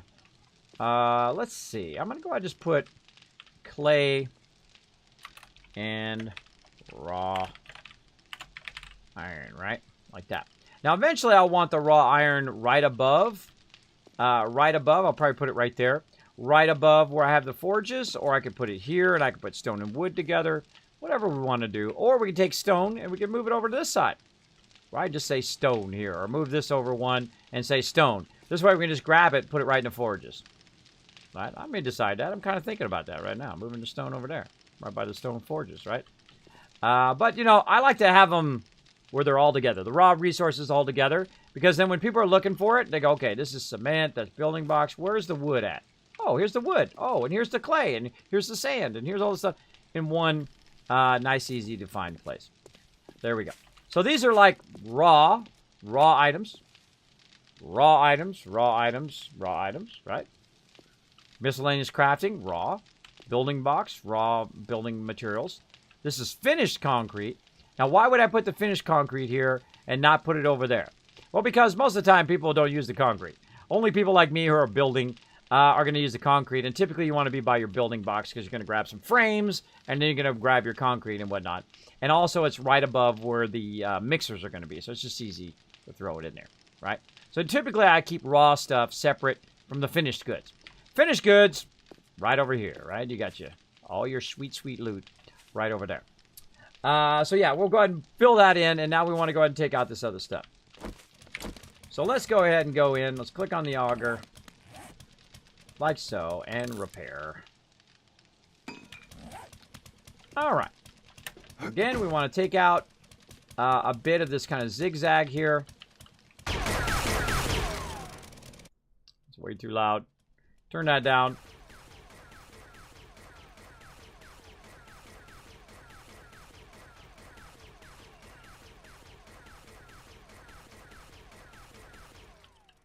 I want to move the entrance over.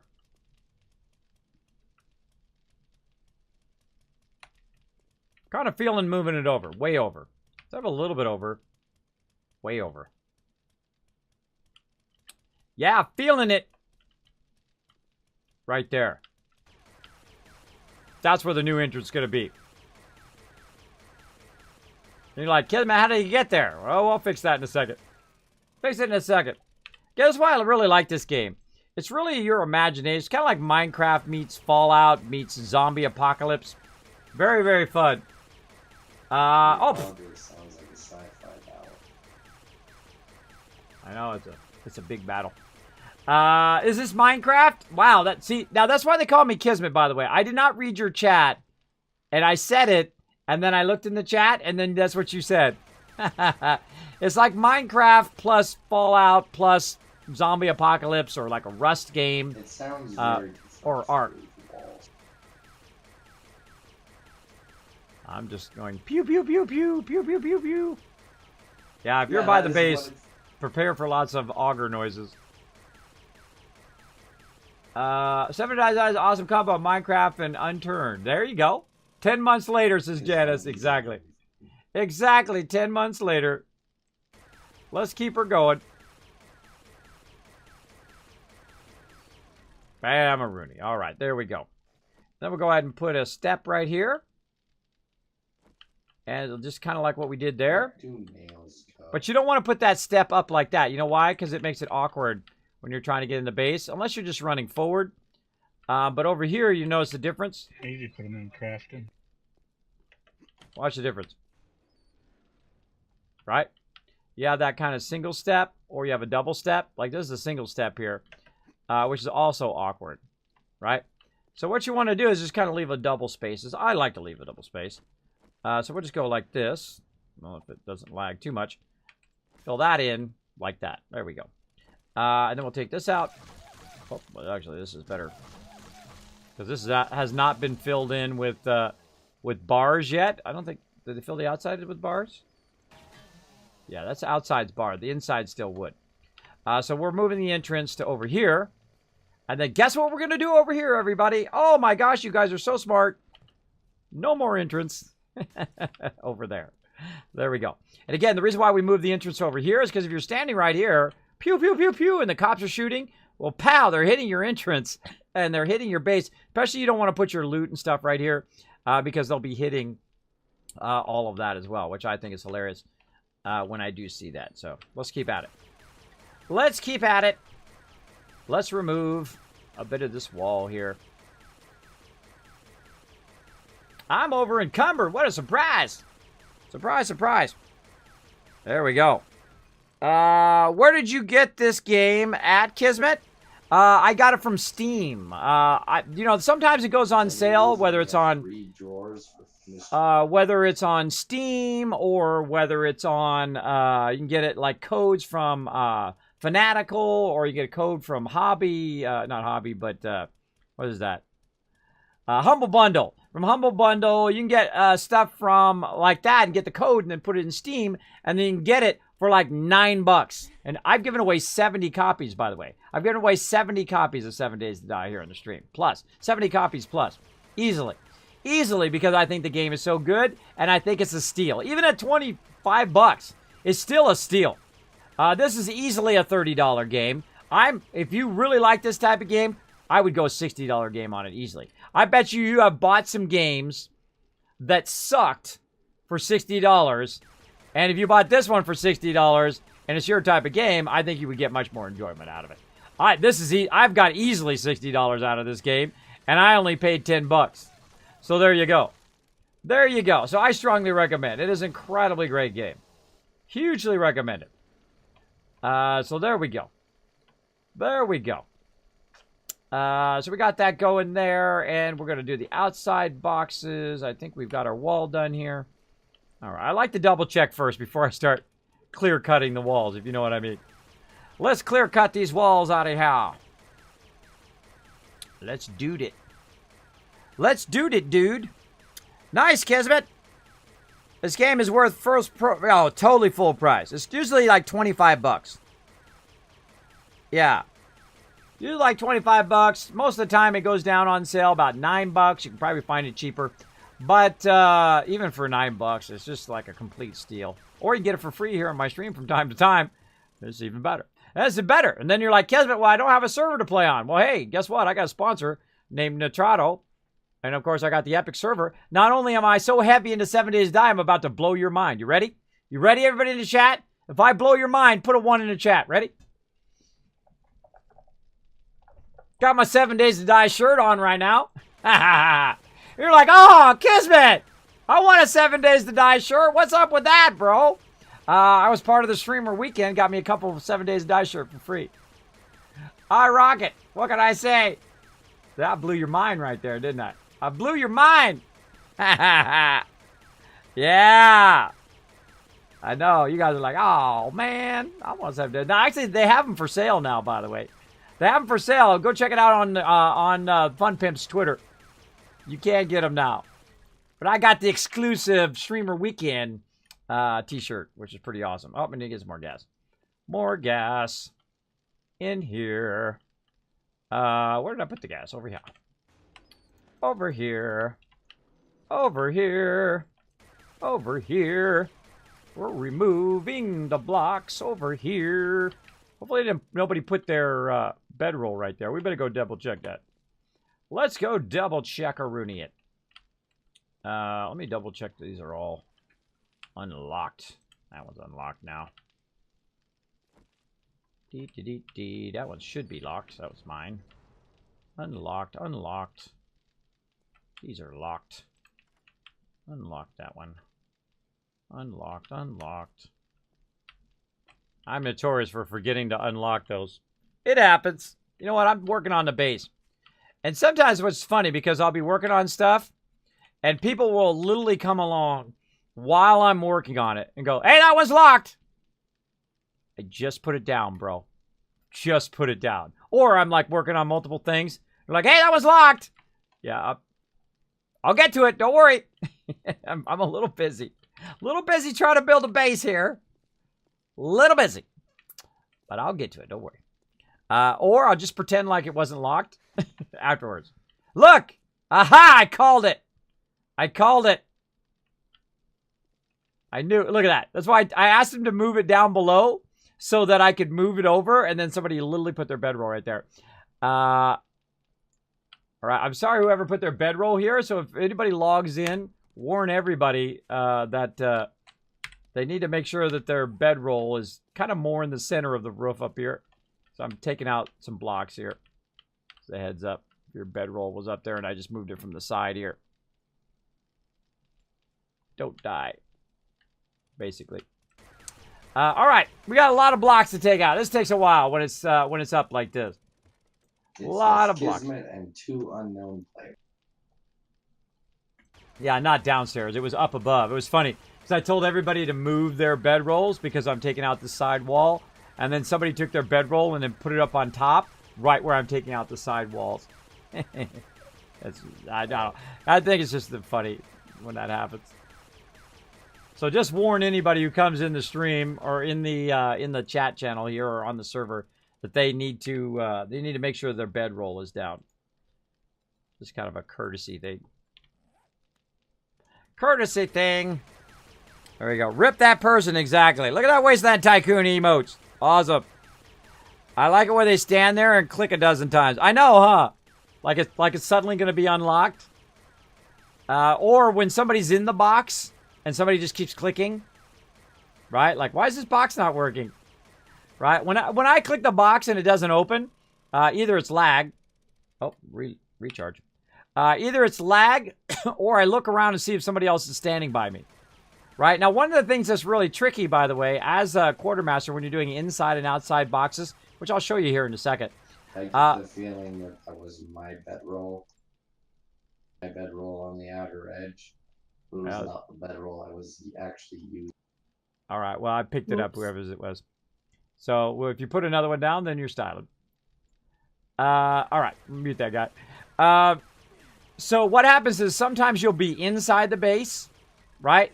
And you'll be quartermastering and you'll be putting stuff in and out of there. And then you'll grab some stuff out of the drop box and you'll turn around and put it in there and it won't work. That's because somebody's standing outside the base. Somebody's standing out here accessing that box and you're inside the base accessing the box at the same time. And then everyone's like, well, why is it not working? And then you're inside the base and well, why is it not working? I think that's pretty funny. I think it's pretty funny when that stuff happens. Oh, somebody dropping the Dragon Hammer. Thank you so much for showing the love. Let's see. We got Minimal Efficiency coming in with the host. Thank you so much for that love. Appreciate it. Let's see. Tidoret. I'm terrible with names. If I butcher your name, just consider it part of my charm. Welcome, welcome. Come on in. We're building a mega base. Well, we're kind of building it and dismantling it right now. I built this entire side here, and then, of course, as happens, you decide that you don't like it. You want something different. So that's what I'm doing right now. I am making something different. I'm kind of taking out this entire side here. Now, I want to make sure that I don't cause a cascade and have the whole base come down, which can happen. But right now, I'm just kind of taking out the side here. Taking out the side. Hey-oh! What's up? What's up? What's up?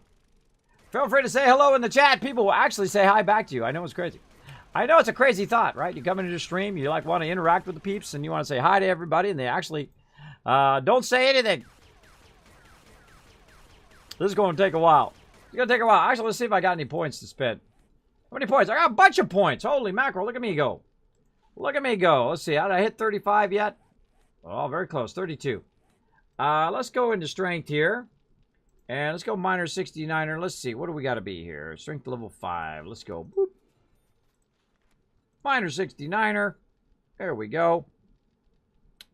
Strength level 7. Yeah, let's go for it. Let's go for it. I need 3 points to get to 7.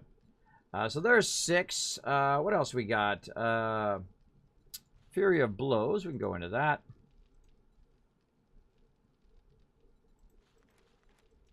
There we go. That was weird. That was weird. And again, I like to do Tyrannosaurus, Fury of Blows, and then minor 69er, because I have a tendency to collect a lot of stuff and whatnot. And then, of course, when you screw up, you can take it out a bit faster as well. Now, my crew was offering to help me, and I appreciate that earlier. But I'm just going to sit here and be doing this, so they don't have to sit here and do this. They can go and do all the other stuff that they want to do. But I do appreciate the sentiment. But we got lots of blocks to take out. Good day, says Google. There we go. Hi, Wasteland Tycoon. There we go. And again, when I'm doing this kind of stuff, I'm usually just sitting here chatting. Chatting with the chat. I know, crazy idea, huh?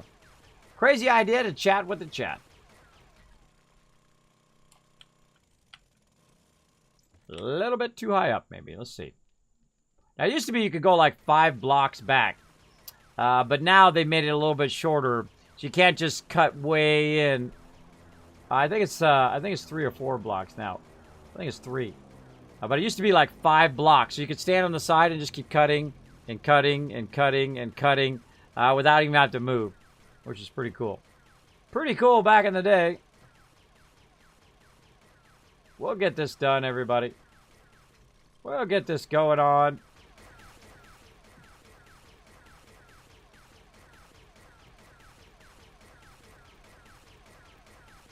Oh, you know what I might do? Let's go have some fun. Let's go up here real quick. Let's go up here and have some fun, Rooney. Up here to the top. Like so. What we'll do is we'll just cut it in layers. That'll be fun. That'll be fun. And then we can also watch for screamers. Right there.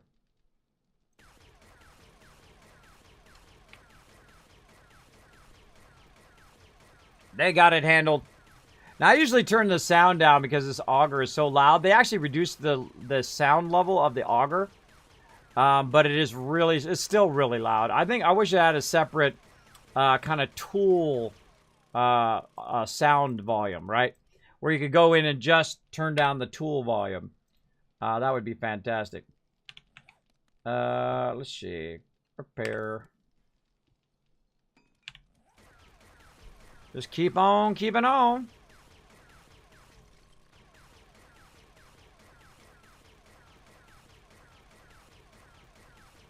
This is what happens when you decide to change major stuff.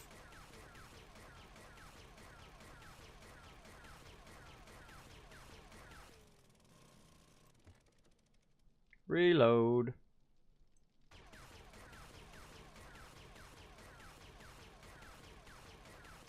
Now, it used to be where the auger would go like this. Or just like drift or something. Like, watch, if you do this, the auger would go. Every time. If you just hold it down, it would just kind of randomly go up like that. Everybody remember that? Put a 1 in the chat if you remember that. Because I use the auger a lot. I use it a tremendous amount. And it's just funny that it would just... It's like the guy would be going... just start wandering. It would start wandering off. It was hilarious. Yeah, Scorch Dragon remembers. Oh, I got you guys muted again. My bad. My bad. We're going to listen in what their guys are talking about while we're doing this. See, some people, they're like me. They like to narrate their journey. Now, I'm a streamer, so that's what I do. But what happens is you have like 3 or 4 people in voice chat who just like to narrate whatever they're doing. Oh, I'm going over here, and I'm doing this, and I'm doing that, and I shot this thing. That was great. And all of that stuff, which is fun. It's funny whenever one of the box lands actually in a tree. Which is fun to listen into their stories, but it also makes it tough to stream because they have a tendency to override me because they can't hear me. They can't hear me talking unless they're listening to the stream right now. They can't hear me talking because I can only I have it where it's either you guys or them and you guys at the same time. You can always hear me, but they can't always hear me. So that's why sometimes I'll be talking and they'll talk over me because they can't hear me. So there you go. I think it's much nicer to do that where I'm not constantly narrating, right? For them either, right? Just like shouldn't be constantly narrating in the chat because it makes it hard for people to communicate. That's okay if they're talking about stuff. Hey, I'm doing this, or I shot this thing, or I found this cool thing, or I'm going and I'm building this thing, or whatever. Just communicating. But non-stop talking in voice chat usually makes it tough for people to communicate because they don't want to interrupt, right? So that's why I usually say that in there. So not like they can't talk; they can still talk. That's fine. Just constant narrating makes it tough on others, though. And I've learned that all the hard way. Reload. Hey, Kismet. Wow. What's happening? What's up, Lynn Key Cat? I'm taking out these blocks right here. It's pretty exciting stuff. But, it's got to be done. Got to be done, and I'm just the guy to do it. Let's get her done, everybody. Let's get her done. Oh, did I move that over by a block? I don't think I did move that over by a block. We'll find out. Let's keep cutting. Now, right now is day 52. We got plenty of time till Horde Night. So we're going to keep on fixing up our base here. Fixing her up. We got a lot of time waiting on those forges. We got a lot of time waiting on moving stuff around. Look at all these guys coming over to have some fun. I'm sure they're attracted to my very loud auger.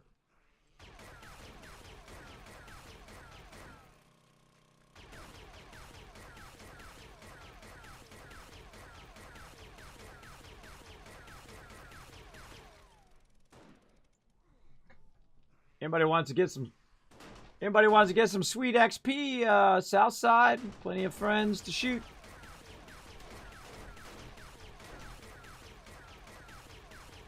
I'm just gonna keep doing my auger thing. You're like, Kismet, why don't you go kill the zombies and stuff?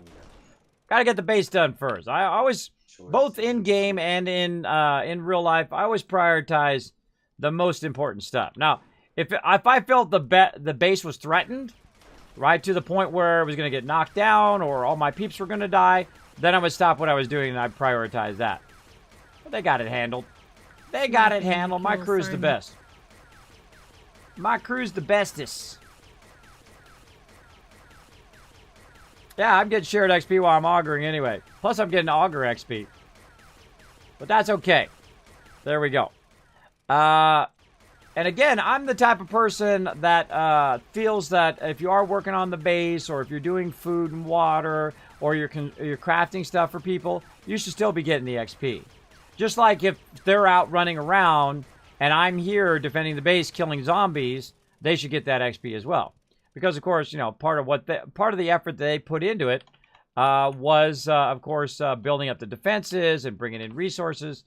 I really like the party system in that way. I really, really like it. Like that. Eventually, we've got to make some gas up in here, too. I'm just going to take all the gas for now. I'm taking it all. I'm overburdened, too. What else do I got on me that's making me overburdened? Iron. Oh, I forgot to put the iron in there. Not fibers. Raw iron. Lots and lots of raw iron. And raw patterns and whatnot. Again, we'll just throw those in the drop boxes for now. Just to get that off of me right now. Let's just throw some of it. Oh, not that. Let's just throw some of this random stuff in there. Just so we're not overburdened. There we go. Might leave a little bit of gas. You know, they might be, you know, putting around. Might leave them a little bit. But we'll make some more gas. We have a ton of shells, so we can make gas here in a bit. But right now, just trying to get this done. Now, you might notice there's a box there. But I got Kismet, where'd that box come from? That's the box from the inside.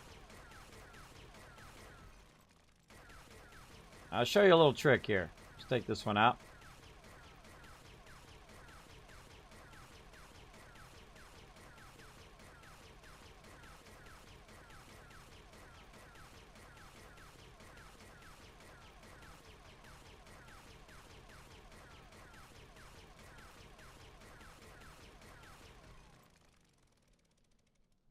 You're like, wait a minute, Kismet. Where's that block at? Where'd that block go? Well, actually, they're bars. So this block right here is going to be real easy. Because those were the windows. So bam, those blocks are gone. Now the other thing, now that we've fallen, and of course I can go in and just make myself a little walkway. Whee, whee. And again, right here, look. Try to get to those boxes. Can't quite get to them, right? Can't get to the boxes from this far away. But that's okay because we're protected back here.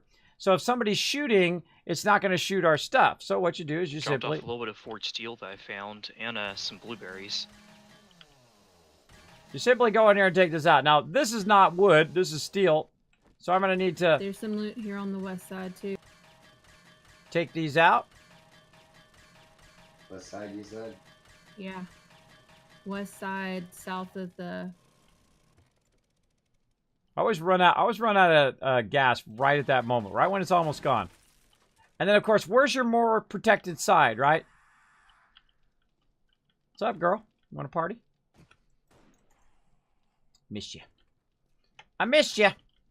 So where's your more protected spot? So now you just take one block out. Now, of course, somebody could still shoot through there. But look, the angle of trying to hit these boxes, there's no angle in which they can shoot that thing and end up hitting this, right? Unless they break this and then they shoot through it. That'd be a problem.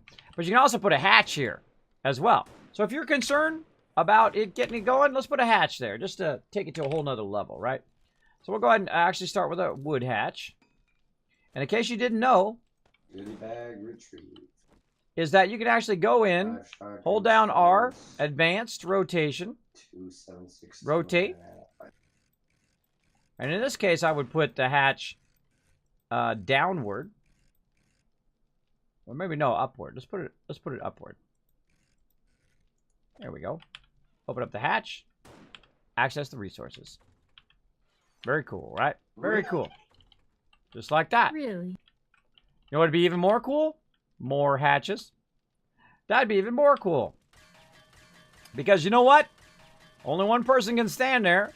So let's make another one. Now, also, by the way, you can go to town on this baby. All right, build yourself a real nice hatch.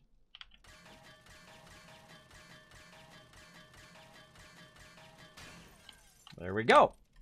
And again, the reason why I start with a wood hatch is it's easier to rotate it and find what you want. It takes a bit more resources to upgrade it and whatnot than just making a steel hatch right away, but or iron hatch or whatever. But it does make it easier to see where those things is, where the 3 lines are that are the back of the hatch like that. Now you know which way it's going to open and all of that. So super useful. There we go. Sweet, sweet, right? Our stuff's nice and protected. Access all of that. And of course, you know, I'll label it all and all that stuff later on. Right now, just working on the stuff. Hey everybody, Kismet here. Thank you so much for watching this video. Make sure to hit that subscribe button right in the center of the screen. Also, check me out live on twitch.tv/Kismet. I'll see you all next time.